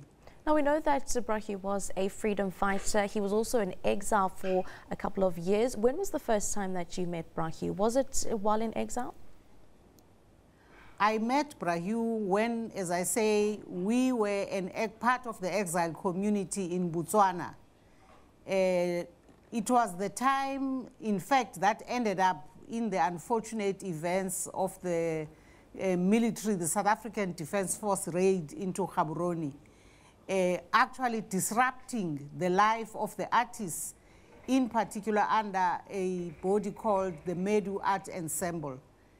I remember also when the old man Masekela, the father of Bra Hugh, was in town, and Bra Hugh went around showing him people that he lived with, and he brought him to our house at the time. And I so appreciated it when a parent of any of us in the exile community would arrive, whether it was in Lusaka or in Botswana or in Zimbabwe, just being made to share the presence and the interaction with a family member of one of us was always deeply appreciated. And it was more so for me that day because the old man, when he heard my surname, he remembered, and in fact he asked that he had to give me a second hug for the family, because he said, I have a sister who was married by a Mbete.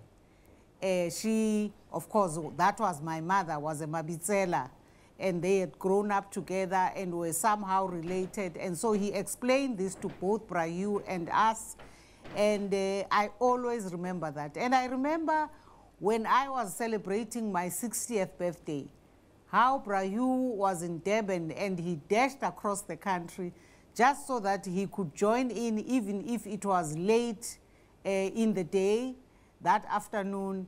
And we really enjoyed him humbling himself, being just an ordinary family or a member of the community. And Bra Hugh was that sort of person who was a big name, but was a very humble a part of the people, and was always preoccupied with subject matters that deal with the realities of the lives of ordinary South Africans and other people all over.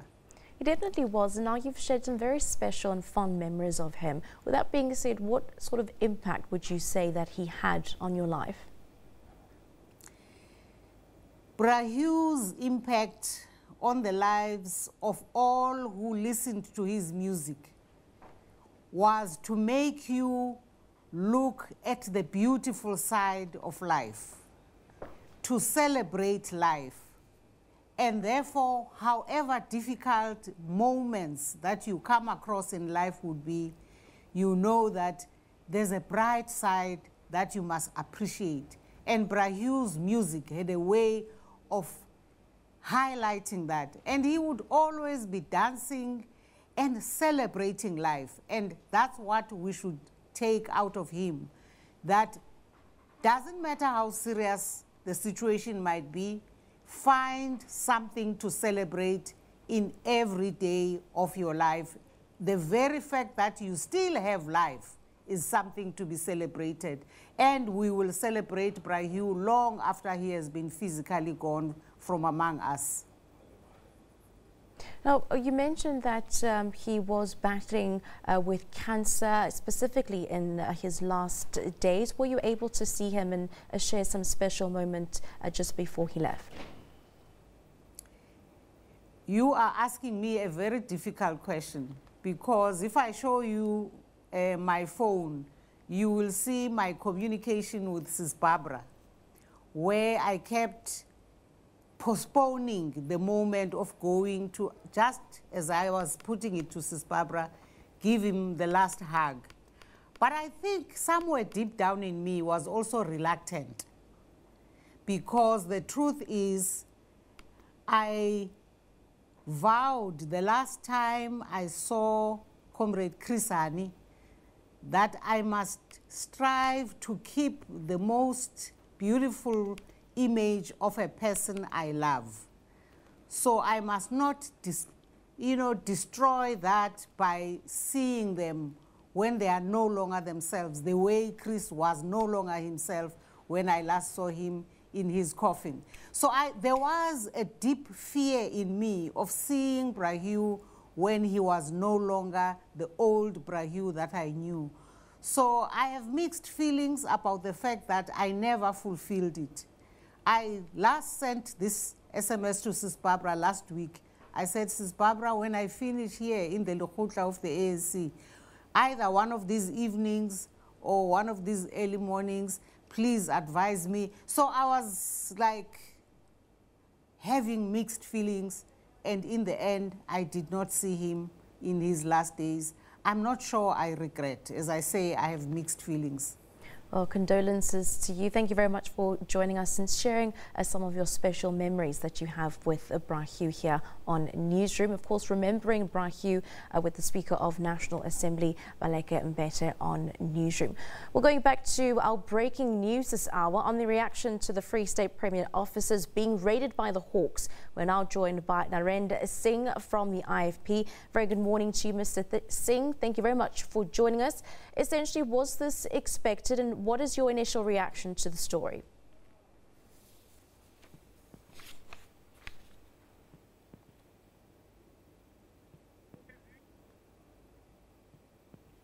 Unable to hear Mr. Narendra Singh from the IFP. We will be giving you more details as soon as we get him on the line, as well as other representatives, and hearing them.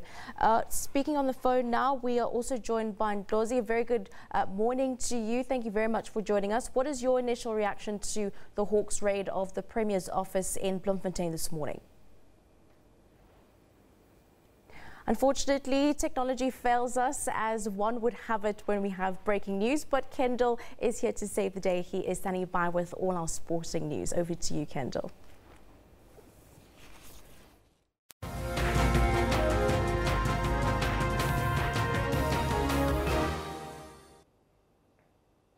Shante, thank you very much. Yeah, definitely more than happy to fill in the gap here, because we've got some very important news for you. Good morning to you. I'm Kendall Makhamate. Now, New Zealand secured a much-needed win against South Africa in the second match of the Northern Netball Quad Series in Johannesburg. Following a disappointing start to the season, the Silver Ferns were in desperate need of a victory as they faced their longest losing streak of all time. But the Silver Ferns ensured there was no last-quarter meltdown that marred their opening loss to England, doing enough to keep their fifth-ranked opponent, South Africa, at bay to claim a narrow 51-46 win. The stage has been set. The red carpet carpet has been rolled out. New Zealand were looking to bounce back and recover from their defeat to England as the Netball Quad Series continued in Johannesburg. The Silver Fans had a 14-9 lead after the first quarter. Ball to come to her that quickly, but she converts the opportunity very nicely. Is it going to count? I think it is. They were pausing proceedings in the second quarter, but the Proteas didn't make life easy for the Silver Fans. That's a nice effort from Holtzhausen. At half-time, the score was 25-21 to New Zealand. By Hakatau, and Potgieter will reduce the deficit to 4. By the end of the third quarter, however, the gap had increased to 5. They went into the last quarter with the score 39-34 to New Zealand. It will make no mistake. He's very economical, very cool, calm and collected. The Proteas ensured the Silver Fans felt the pressure as they kept the score dangerously close. The Silver Fans were able to hold off a late rally from the Proteas to record their first win of the 2018 series. Movement by Pretoria, because what Pretoria did, Potgieter. It's a 6-goal margin at the moment. To make that a 5-goal margin. Lovely work done on the rebound there from Lenise Potgieter. And we come to the end of that encounter. Absolutely tremendous stuff from both sides. And New Zealand's Grace Kara, who played her 50th match last week, was named player of the match. South Africa will have the chance to bounce back when they play England on the final day of the Quad Series on Sunday. On the same day, New Zealand will face the World and Commonwealth Games champions, Australia, who have won 2 of the 3 Quad Series held to date. Mduduzi Ndlovu, SABC News. Now, South Africa started the Sydney leg of the World Rugby 7 Series on a high note after thrashing Minnows Papua New Guinea 50-0 to send a strong warning to their opponents in the tournament. They scored 8 tries, with Roscoe Speckman crossing the line 3 times. But the Blitzbokke, series and Sydney defending champions, will definitely be facing tougher opposition in their next 2 fixtures tomorrow when they take on Spain and England ahead of the knockout round on Sunday. Here's some of the highlights. South Africa get on with that. Headed across to Speckman is an easy way to open the account in Sydney. The old 1-2 across to Roscoe. Speckman slips around, holds the ball up beautifully for Heddle. Look at the running lines here from Ruan Nel. Reaches out. There's another 5 for the Blitzbokke. Right onto the PNG sticks here. Here he is again. Heddle. Heddle holds it up for Ruan Nel. There's his second. Ruan Nel. Justin Heddle. Now he gets to snap into attack as well. Ball across the face goes to Sinatla. Sinatla hits first gear, maybe touches second, and that's all he needs.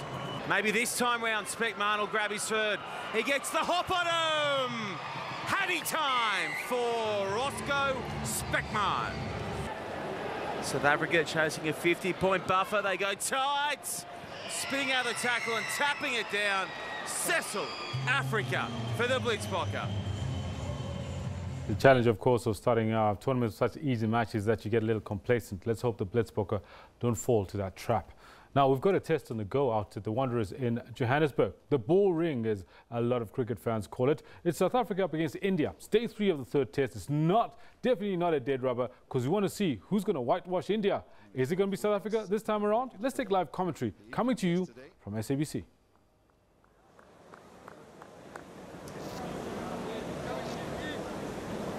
The strategy has been with these 2 bowlers now, 54 minutes into the morning's play.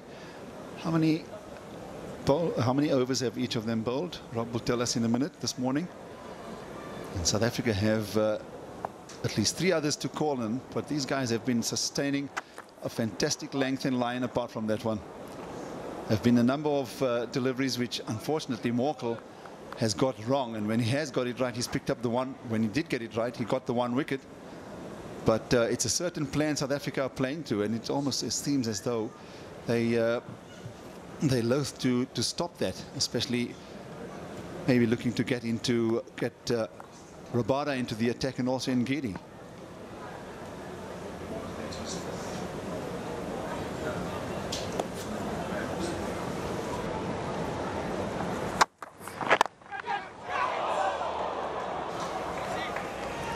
Go to hand.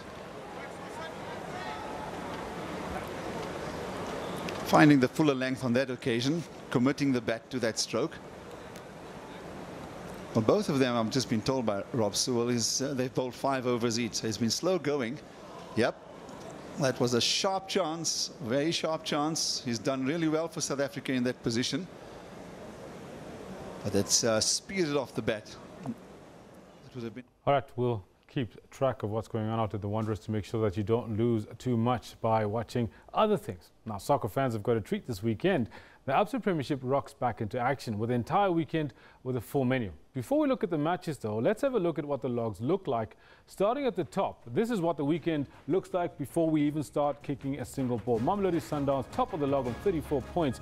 You'll notice that they've got a really healthy goal difference. 31 goals to the good versus 17 scored against them. And straight after that, we've got Cape Town City FC on 30 points as well. They'll be doing fairly well under Benny McCarthy. Kaizer Chiefs, a massive match coming up with Mamelodi Sundowns. They're sitting on 29 points. And as you can see, the rest of the top 8 is very closely knit between Free State Stars and Orlando Pirates. Not much to give or take. Baroka FC and Chipa United bring up the rear of the top 8. We now look at the bottom half of the log, and there you'll see there's been quite a bit of movement happening towards the bottom. But before we get there, Bloem Celtic also knocking on the top 8 door, 24 points after 18 matches. Not many matches won. That's been one of the reasons a lot of people have been complaining about the quality of football being played in the PSL this season. Have won only 6, and yet they're sitting 9th. Golden Arrows also got 22 on 10th and 11th SuperSport United. You'll see that between Polokwane City as well as the bottom place Platinum Stars, there's only really 5 points in it. Not much, is it? And the movement is between Amazulu going upwards, Wits going upwards, Ajax Cape Town slipping into the relegation zone. They join Platinum Stars, who've been propping up the log for some time. Negative goal difference, 10 to the good, 22 goals scored against Platinum Stars in 18 matches. Now to the all-important matches that you can expect to see over the weekend. We start tonight. We've got some matches, 2 matches on the go tonight, both kicking off at 8 p.m. We've got Herigwala Stadium and Cape Town as the scenes of the action. Maritzburg United host Chipa, and Free State Stars, they go down Cape Town side to play Ajax. And tomorrow, of course, got Polokwane City Amazulu Pirates. They play Platinum SuperSport against Bidvest. That should be an interesting one. But the big one that a lot of people are waiting for is that 8:15 kickoff between Kaizer Chiefs and Mamelodi Sundowns. A lot of people are saying this one is very close to actually setting the league for everyone. Just some 4 points between the two teams. Bloemfontein Celtic, they play Cape Town City, and Golden Arrows up against Baroka at the Princess Magogo. And those 2 matches, they get played on Sunday afternoon. And that's where we're going to leave it. We'll be back at the top of the hour. You're watching Newsroom. Stay close.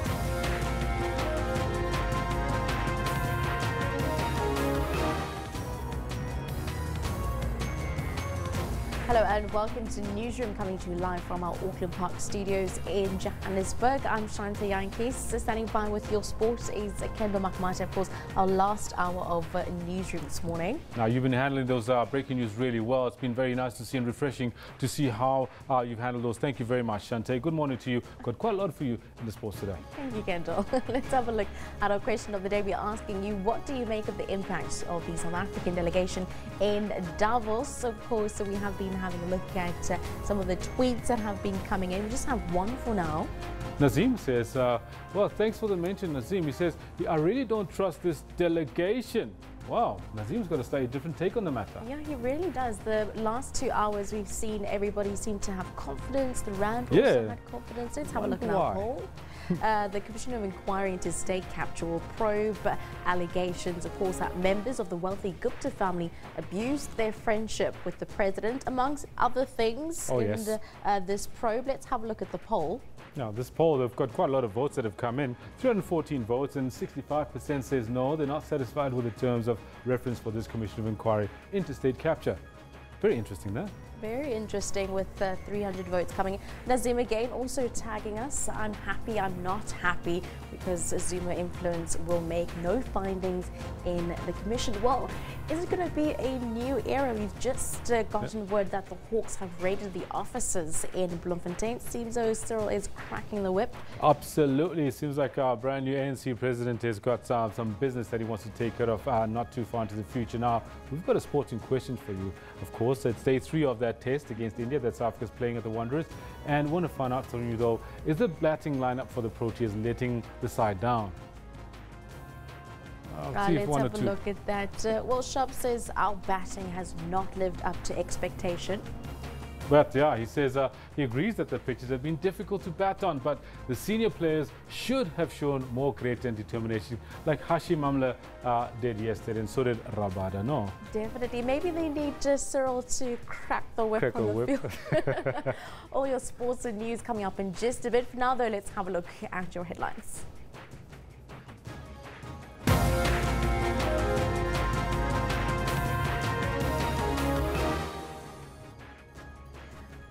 The Hawks raid the offices of the former Free State Premier Ace Magashule and the Agricultural Department in Bloemfontein.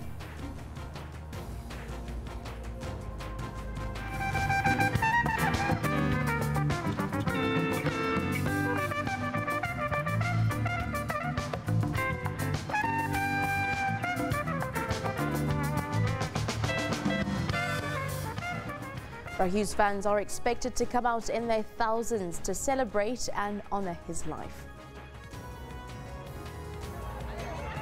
The ANC Youth League #Shutdown Pretoria march gets underway in Pretoria.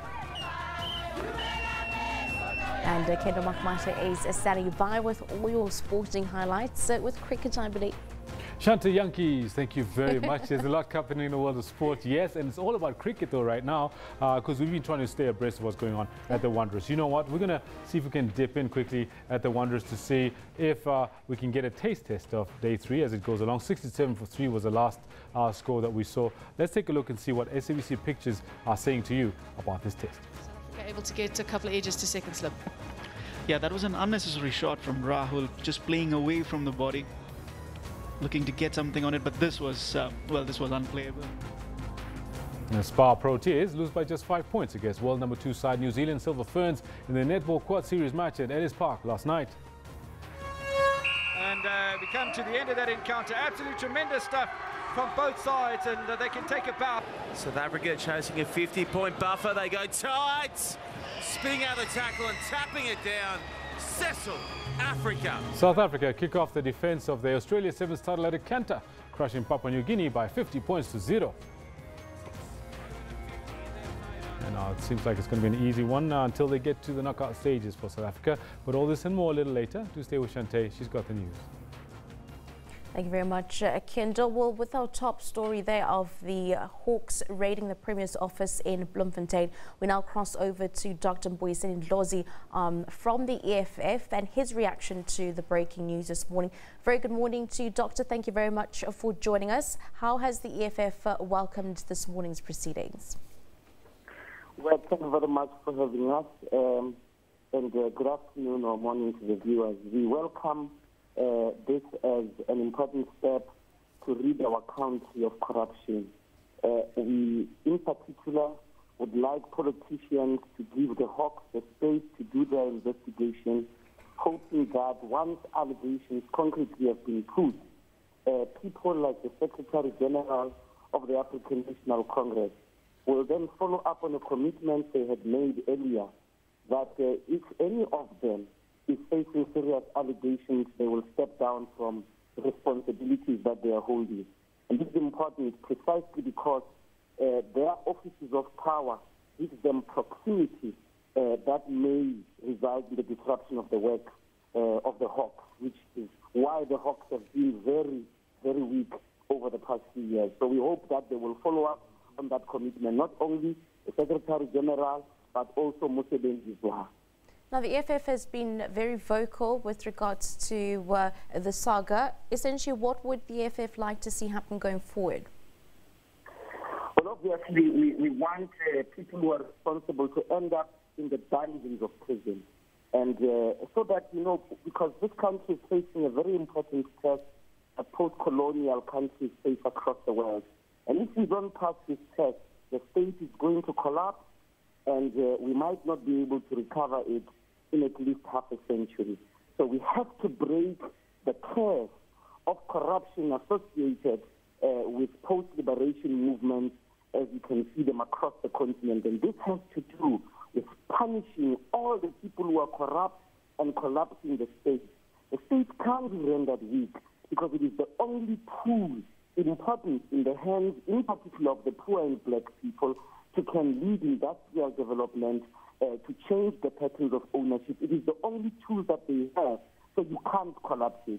So we would hope that they are punished and they end up in prison so that the rule of law can be truly restored. Thank you very much for joining us. Reaction there from Dr. Mboiseni Ndlozi, EFF spokesperson. Well, earlier, ANC spokesperson Kusela Diko was giving us a reaction from the ANC about the Hawks raid that took place earlier this morning at the offices of Free State Premier Ace Magashule and the Agricultural Department in Bloem. The African National Congress has noted the reports of a Hawks raid at the office of the Premier of the Free State. As you know, the Premier is also the Secretary General of the ANC, and addressing a media briefing of the ANC earlier this week, he indicated that in instances such as this, the law must be allowed to take its course. So we believe that that is exactly what's happening. We should note the work that is being done by the Hawks. We trust that it will assist us to get to the bottom of whatever is going on as it relates to that case. Those who are found guilty, ultimately at the end of the process, will have to face the full wrath of the law, and those who are innocent will then be cleared of any wrongdoing. So that is our position as the African National Congress. And I think the Hawks must be given space to do their work. We hope that they're not going to be doing it in a dramatic and sensational fashion, but to get to the bottom of this matter once and for all. Kusela, have you been able to reach Ace Magashule this morning upon the reaction and, of course, the Hawks entering his offices? And has he been able to give a statement? Well, it's unfortunate that the news would have reached the African National Congress via the media. And at this point, we have not made any contact with the Secretary General, but we are confident that the position that we are putting out there is one that is in line with exactly the statement that he had made earlier this week, where he said the law must be given an opportunity to take its course. Meanwhile, National Assembly Speaker Baleka Mbete says law enforcement agencies must be given space to do their work. My initial reaction to any activity which is being undertaken by the appropriate structures in government doing their job to get to the bottom of any activity that would have drained our resources away from what we are supposed to be using those resources for our people for. We must make sure that we encourage and we give the space for the institutions of justice to take their course. As announced earlier, the Hawks have raided the offices of Free State Premier and Agricultural Department in Bloemfontein. The raids are connected to the Gupta family-linked Estina dairy farm project. Close to 100 emerging black farmers that government sets to empower through this controversial 220 million rand project were used to advance corruption by the Gupta family. SABC News spoke to Free State Director General Mr. Kopong Lainkontsane about the raid. This morning we are visited by the officials of the Hawks, and they have served us with a warrant for search and seizure. So we are with them now, giving them the necessary documents that they need with regard that are stipulated in the search warrant. And we are cooperating with them because they are here basically to get additional information on Free State Dairy. Documents related to decisions that were made by the Executive Council and other related matters. So we providing them with the necessary document and cooperating with them. It is also in our interest that this matter is properly investigated. All right, sir, and from here on, obviously you've indicated that you are cooperating, but in terms of legal action, perhaps, is there any legal remedies that you're going to be, or advice, perhaps, that you will be seeking in the meantime as you wait for the outcomes of the investigation? No, as we have indicated, we cooperating with them. They have got a legal search warrant, and the search warrant stipulates specific documents that they need to get. And we giving them the necessary cooperation and providing them with documentation that is stipulated in the warrant.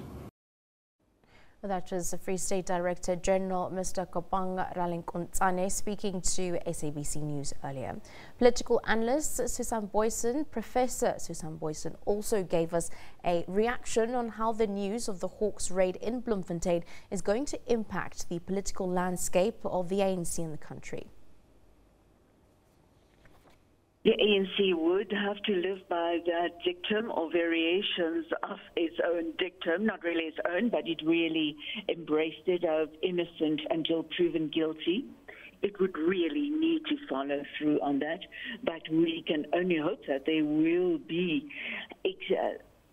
expedition, a fast action, the action being expedited, and so because there's so much uncertainty there, we still would need to see whether the ANC would have the tendency, the willingness to ask SG Magashule to step aside and to be able to be willing to let the organization, be ANC or as organization, be run by a person who is not implicated.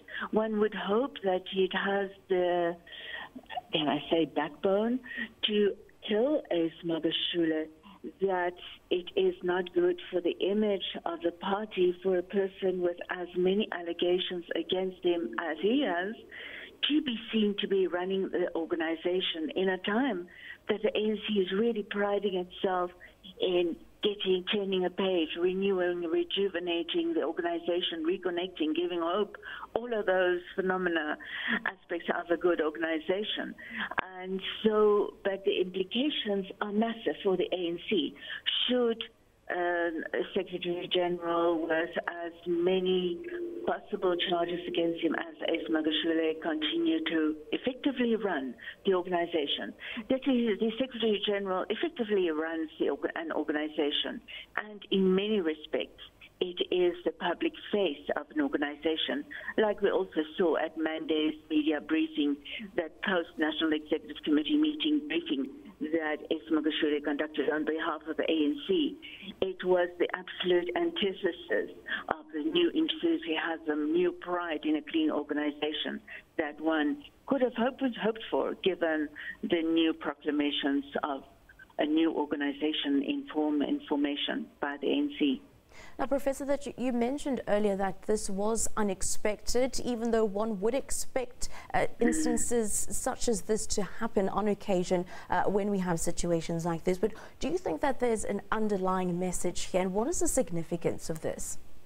Yeah, I think there is an unambiguous underlying message, if this is not a contradiction in terms, but this unambiguous message is that the ANC is serious about doing things differently, and it's serious in its, can I call it, a pledge to citizens, voters, if not the world, that it will be turning a new page, and this will not be the old and corrupt ANC going forward. I mean, that is the only hope for continuous electoral viability that the ANC has. And it is also very, very significant in that it shows there is a willingness to let due legal process take its course, and that there will not be special favors for high-profile, high-level people. Let's take a short break here on the Newsroom. Stay tuned.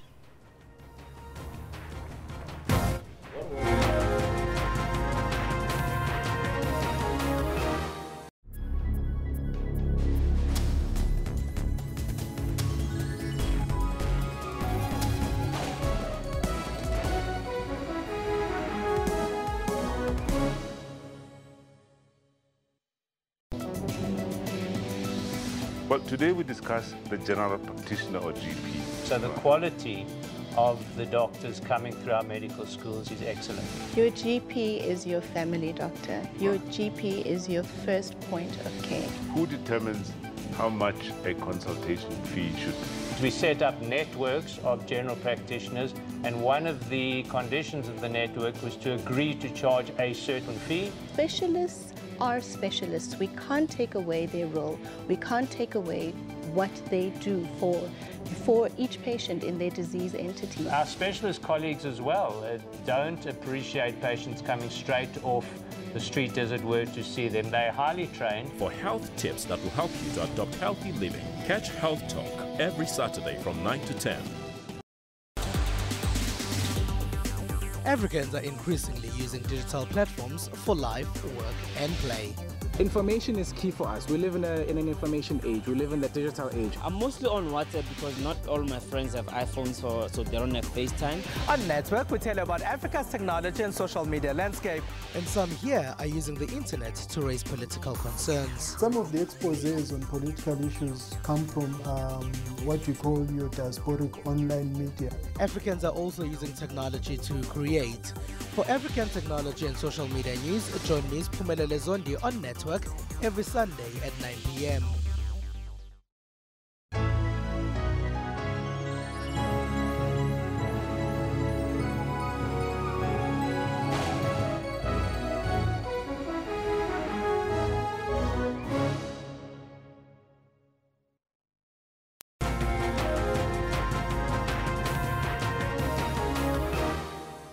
Welcome back. Well, Deputy President Cyril Ramaphosa says his message at the World Economic Forum in Davos has been well received by investors. He's expressed confidence that the investment commitments made at Davos would yield positive results for the country. Ramaphosa, who was speaking on the sidelines of the Davos Economic Summit, says investors have demonstrated that South Africa is still an important destination for investment, and many believe that a new era has been unleashed in South Africa. Our journey here has paid enormous dividends. I think we're going back home filled with a great deal of confidence, that the international investing community has in us. They have demonstrated that South Africa is still an important destination for investment.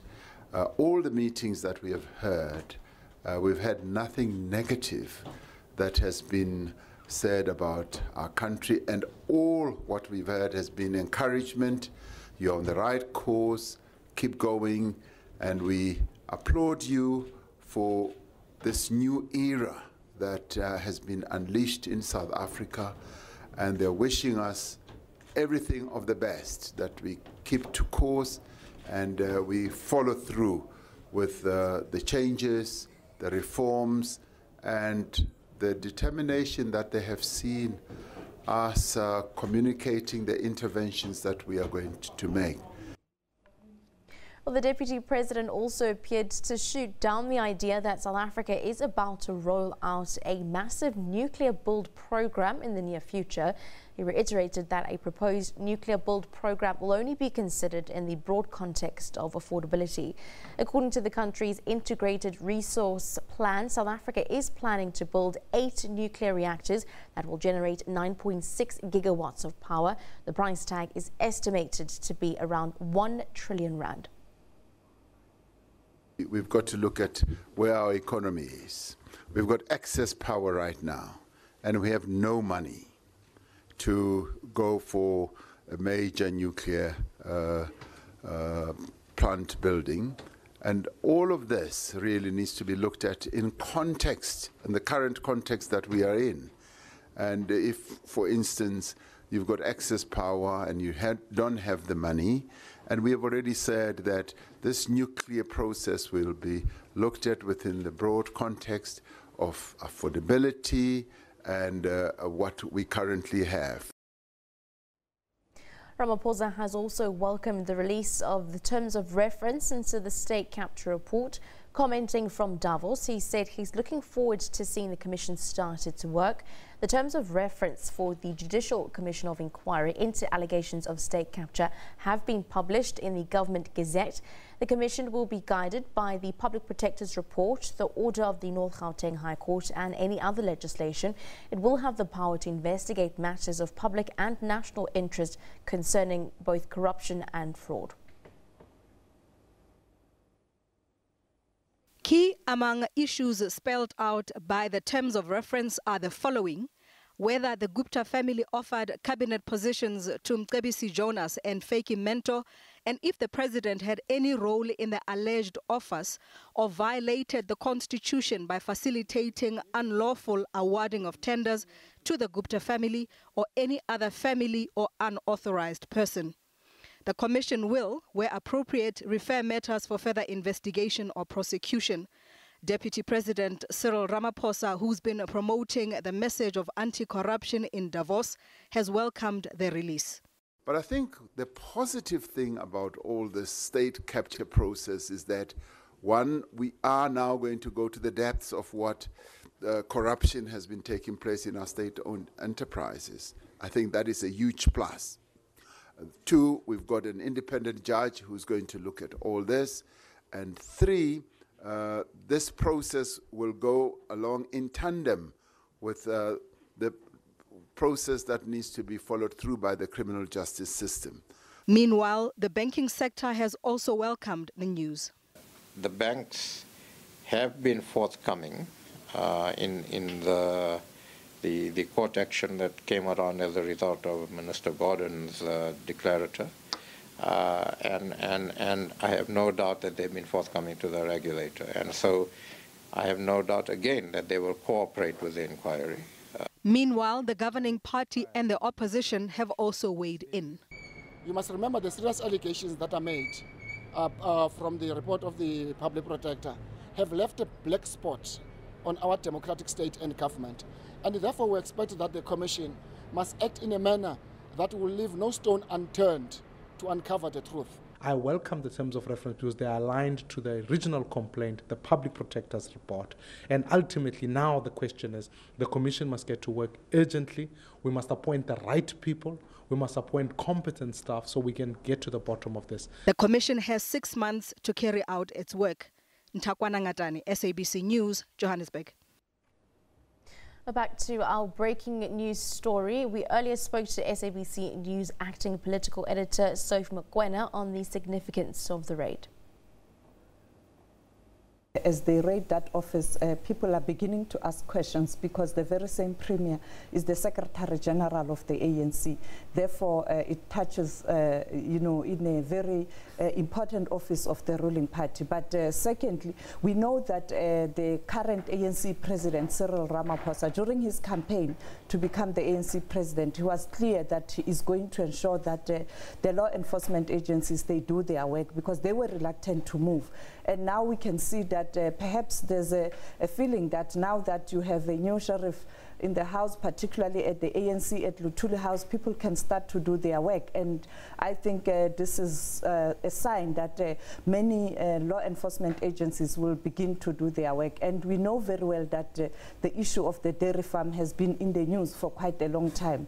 We know very well that this is linked to the Guptas. You know that this business, or the dairy farm business, allegations are that they were used, those companies were used to channel funds to the Guptas. You know that there are allegations that during the wedding, the money was taken from the account of the dairy farm to kind of support the wedding of the Guptas. We know very well that last week there were indications after law enforcement agencies visited the farm in Vrede. And now here we are, now the hawks are moving. Let's also discuss the position of the ANC Secretary General. We do know from the word go there were contestations throughout this. What does this possibly mean for ACE going forward? Well, you know, in South Africa, the Constitution says a person is innocent till proven guilty, but the reality is, in terms of the impact to the ANC as a brand, it's quite damaging. You know very well that many people were concerned going to the ANC conference last year that the ANC is not taking tough decisions and stand on the issue of corruption. Now that there are these movements and you have the names of people who are very senior in the ANC, perhaps allegedly implicated, it becomes a problem. You know, Msebenzi Zwane is also the NEC member. Therefore, it's not just a small fry, it's very senior people within the ANC. And again, the brand ANC is going to experience problems. And they have what they call the Integrity Commission. The Integrity Commission can look at this matter, particularly because the Secretary General is a senior official of the ANC. And if the Integrity Commission has got teeth and they are brave, they might make a recommendation. You know that the previous conferences, they took decisions that should any senior member of the ANC be implicated, allegedly implicated in corruption or maladministration, that person must recuse himself. So the question is, when the investigation continue and it becomes clear that that office is implicated, will those implicated recuse themselves? ANC is again having to handle a very hot potato now. Let's discuss that news. We're back to one of our main stories of the day as we interrupt at the hashtag Shutdown Pretoria, where the ANC Youth League, its alliance partners, as well as a former expanded public works program, have vowed to bring the city to a complete standstill. Of course, our reporter on the ground, Patricia Fasaki, has been covering the latest. Patricia, speaking to one of the members earlier, he had vowed that it was going to be a peaceful march. Take us through this morning. Good morning, Shantae, and to our viewers. As you can see, we're still at the starting point here at Burgers Park. It's perhaps over 3 hours since the march had to actually start. On the initial program, it indicates that the march was supposed to start at 8 o'clock, and we are still here.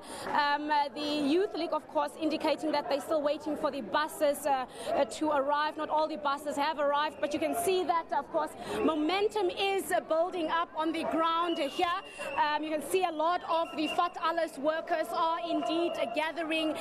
They are uniting in song. Of course, this leading to the build-up of the march that is very much delayed, which is, I think, a bit of a disappointing factor about this gathering. Now, you would know that they were telling us that they're expecting over 10,000 people to gather here. And when we look at the numbers and the time that has already run out, one has to wonder whether they will reach those numbers. So let's speak to one of the ANC Youth League members here in the region. Of course, I'm joined now by Isaiah Chabalala. Just tell us, why are we waiting for so long? I will hold. The march is going to proceed not so long. We're just waiting for the leadership of the ANC Youth League. Within 30 minutes, they would have arrived. They were busy with the logistics of ensuring that they transport everybody to be able to arrive on time. So within a period of 30 minutes, we'll be able to embark on our peaceful march to Tshwane House. But we've been hearing 30 minutes for the past 2 hours. What guarantee do we have that you will stick to this 30 minutes? I mean, we had to start at 8 o'clock. The morning is over. The logistics was a nightmare to be able to ferry people from the townships to be able to come and gather here on time. That is what created a challenge, to be able to gather them to come and be here on time. But we can assure you that within 30 minutes we'll be able to start with our march and head to Tshwane House. Another concerning factor is the number issue. Throughout the week, the league was very confident that you'll be able to draw more than 10,000 people. And when we look at these numbers, you probably don't even have 2,000 people here. How are you going to secure that? Are you still confident that you will have those numbers? Yeah, people are coming. I mean, the delay of buses was a challenge, but people are still coming. But if you can look around, I think the number is significant for us to be able to run a march. Unlike other Mickey Mouse organizations that have led marches before, which they were not, did not even have an impact. I think if you look around in the park, the number that is here, it's significant to be able to embark on a good march. Are you happy with how things are going, despite the delays? No. Are there any other hiccups, perhaps, that we don't know about? No, we're satisfied. In the center of this program is for us to reposition the Youth League in the center of the struggles of young people, because we believe that the regime of Solim Simang, and because he represents the capital, he represents Helen Zille, and therefore our interest is to ensure that we reposition the needs of people and the citizens of Tshwane in general to be able to be. You're putting emphasis on the Youth League. When we look here, these are not members of the league. The ANC Youth League has a responsibility to lead communities. We have a responsibility to lead young people, but we have a responsibility to take community struggles. Where we see that our people, whether they are within the parameters of the ANC Youth League or not, where we see that our community struggles, we are able to take them and champion them and ensure that they are resolved. That's what we are doing. As you can see. Are you perhaps riding on the backs of these vulnerable workers? A lot of people came out, they're accusing the Youth League in Tshwane of having hijacked this march. These programs were started by the administration of the African National Congress. So therefore, as the ANC Youth League, we are here to defend the leaders of the African National Congress administration led by Sputa Ramaphosa. This was the initiatives of the administration of the ANC. Therefore, it is within our parameters and our rights to ensure that we represent their interests, we ensure that they get their jobs back. Okay. The issue remains, the march has not started yet. The people have not descended to the streets of the capital city. We're still worried. Will your group be peaceful? The ANC and the ANC Youth League, we derive our mandate from the African National Congress.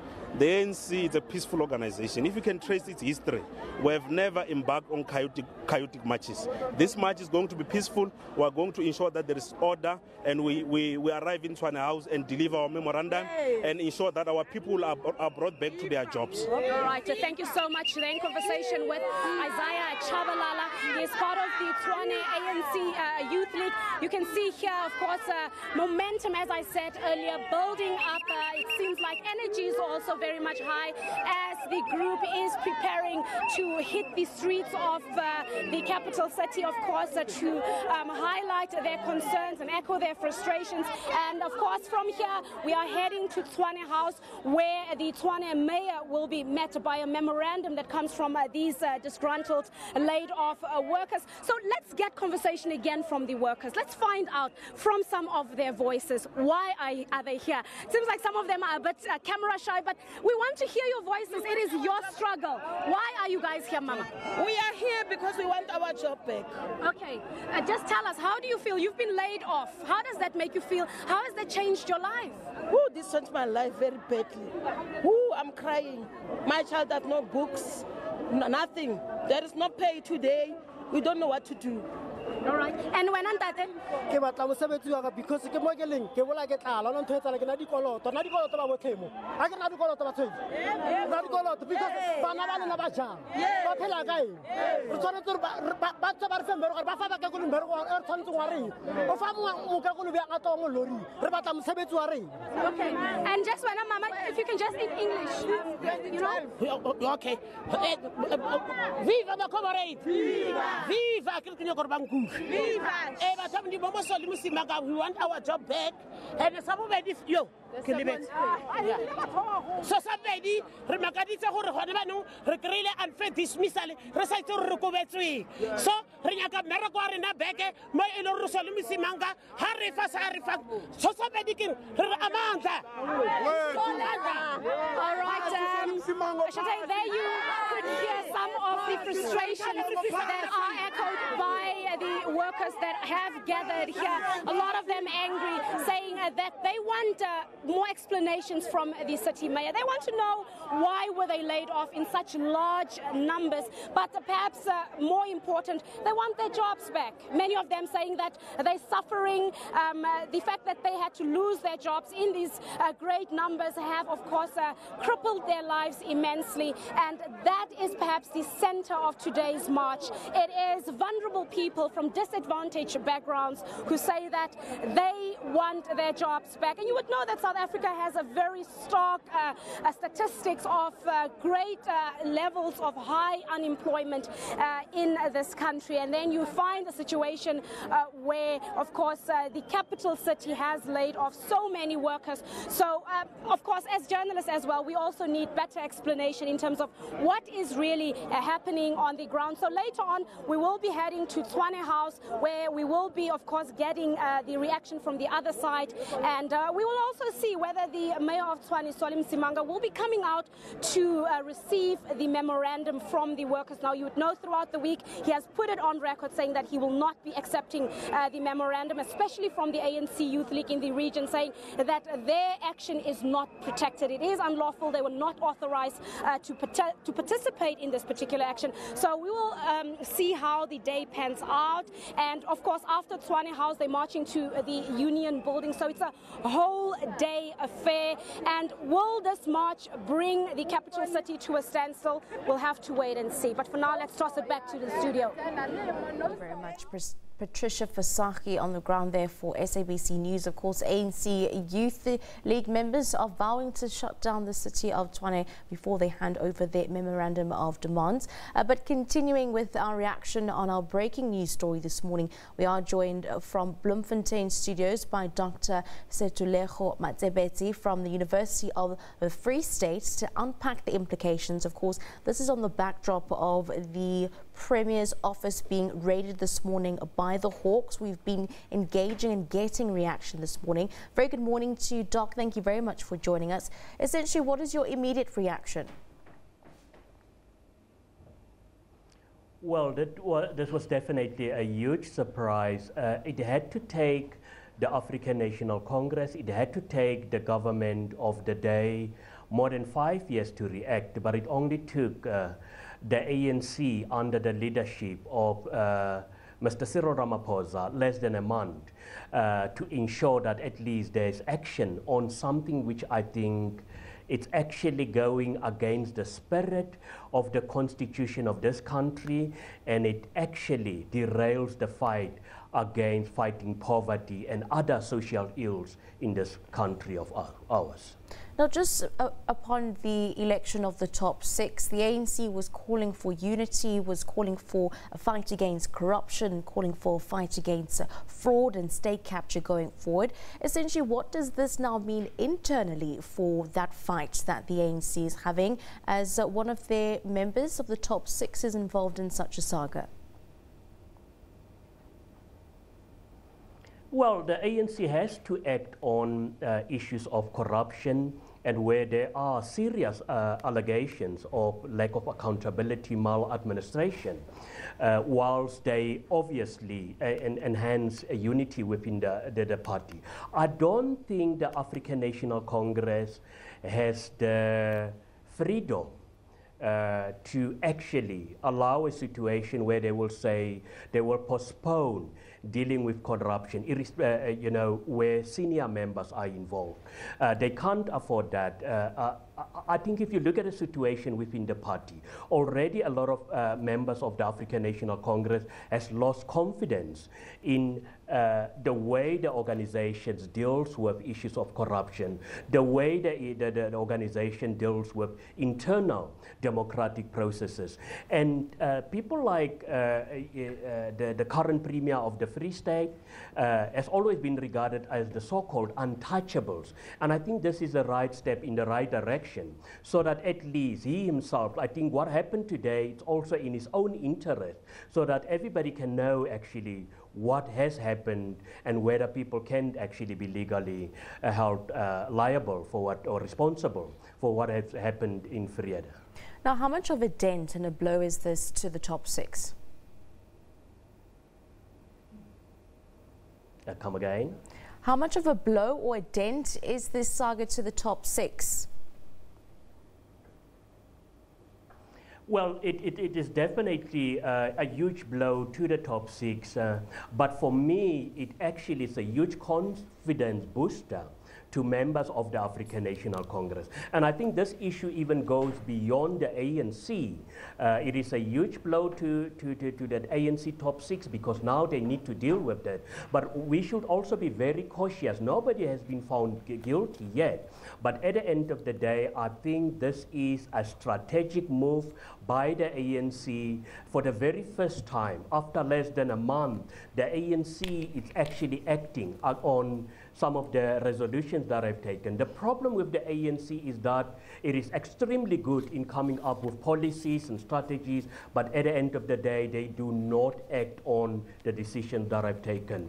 But this will be a huge setback for the top six of the African National Congress, but at the end of the day, they need to deal with this matter for once and for all. And I think, as I've indicated, it is actually a step in the right direction.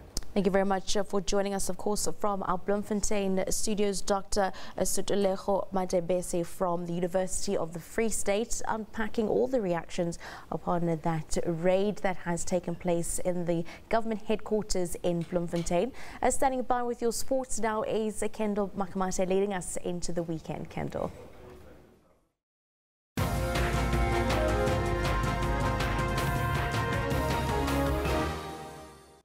Thank you very much, Shante. Good morning to you. Yes, it is Kendall Makamat, and here I am. I've got the sports for you. We start off with a little bit of news from last night, where New Zealand secured a much-needed win against South Africa in the second match of the Northern Netball Quad Series in Joburg. Following a disappointing start to their season, the Silver Ferns were in desperate need of a victory as they faced their longest losing streak of all time. But the Silver Ferns ensured there was no last quarter meltdown that had marked their opening loss to England, doing enough to keep their fifth-ranked opponents, South Africa, at bay to claim a narrow 51-46 win. The stage has been set, the red carpet has been rolled out. New Zealand were looking to bounce back and recover from their defeat to England as the Netball Quad Series continued in Johannesburg. The Silver Ferns had a 14-9 lead after the first quarter. Ball to come to her that quickly, but she converts the opportunity very nicely. Is it going to count? I think it is. They were posting proceedings in the second quarter, but the Proteas didn't make life easy for the Silver Ferns. That's a nice effort from Holtzhausen.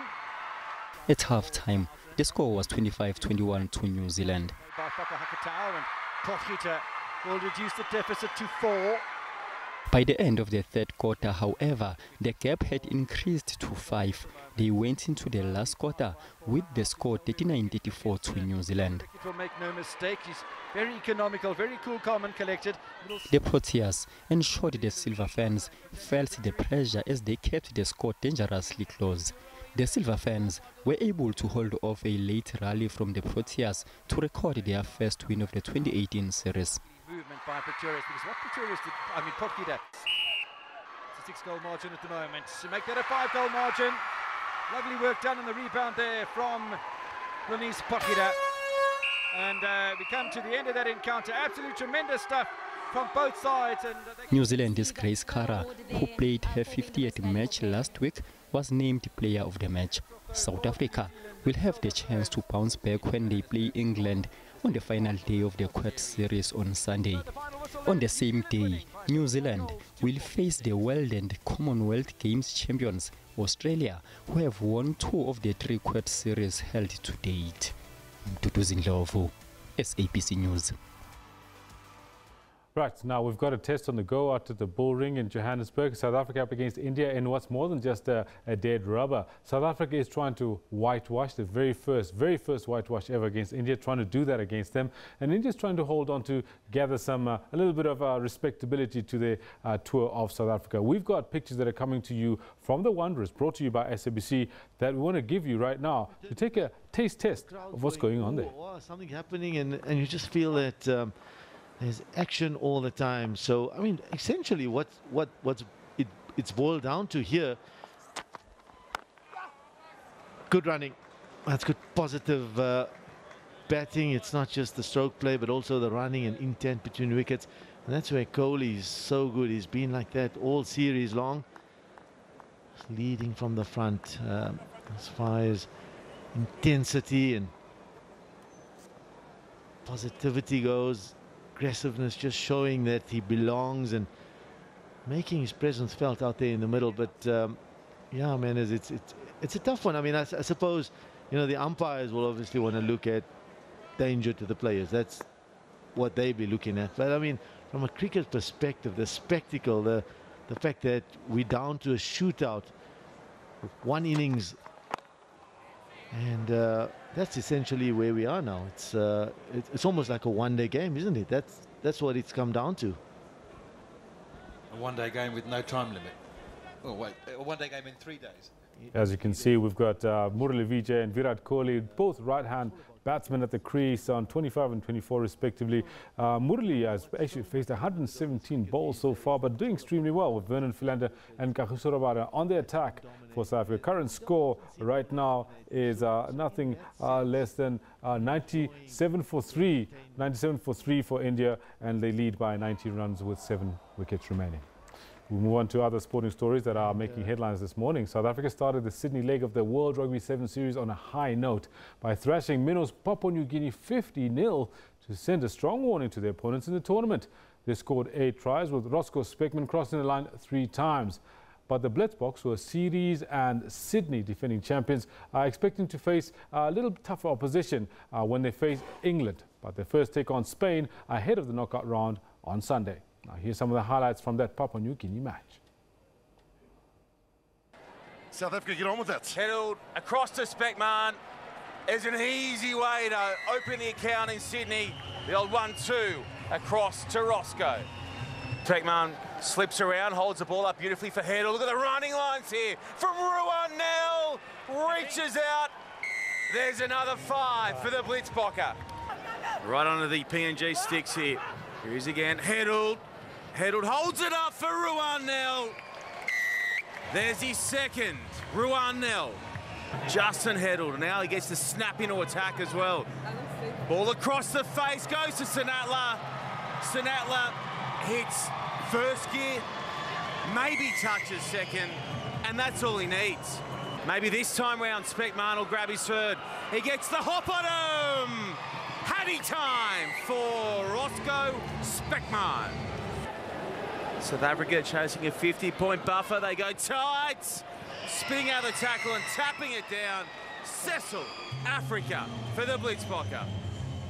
Of course, we've got a whole lot of football on the go this weekend. The Absolute Premiership rocks back into action now with quite a lot happening from tonight all the way till Sunday. But before we have a look at the fixtures, let's see what's happening with the log standings. We start at the top of the log standings, and Mamelodi Sundowns sitting right at the top, and they've got the Cape Town City FC on 30 points right next door. Right at the bottom, you'll notice that Chipa United bring up the rear of the top 8, and in that we see that we've got Chipa United on 24 points. So we'll go through to the bottom half of the log, and in the bottom half of the log, you'll notice that well, a little bit of action has been happening with AmaZulu FC moving upwards, and Bidvest Wits as well, 19 and 18. 15 points. Ajax Cape Town moving downwards to the relegation zone with Platinum Stars sitting rock bottom on 15 points. Now, let's have a look, see what's happening with the fixtures that are happening out in the PSL. Now, tonight you've got, well, Hedegwala Stadium, Chipa United and Maritzburg United. Those matches are happening tonight. Ajax Cape Town playing Free State Stars. And of course, we also have Polokwane City playing Amazulu FC tomorrow. Platinum Stars, they host Orlando Pirates, and Wits up against Super Sport United. The big match is Kaizer Chiefs against Mamelodi Sundowns. Interesting enough, we have found out that Telango Beni, Sundowns keeper, has been let go. He's going to be joining Yalakoto. That match is at 8:15. And well, it was Bloemfontein Celtic who've got this brand new goalkeeper that they're getting from Mamelodi Sundowns. They're going to be playing on Sunday. We've also got another match, Shante, and that match also happens at about 3 p.m. So I'll tell you what, it's going to be a humdinger of a weekend. If you're not a sporting fan, I'll be bringing you all the details come Monday morning. It definitely will be. Well, with the weekend like that and a Hollywood walk like that, I think it's going to be a good weekend. Thank you. Thank you very much for joining us here on Newsroom. Until Monday, we'll see you again at 9 a.m. Bye-bye.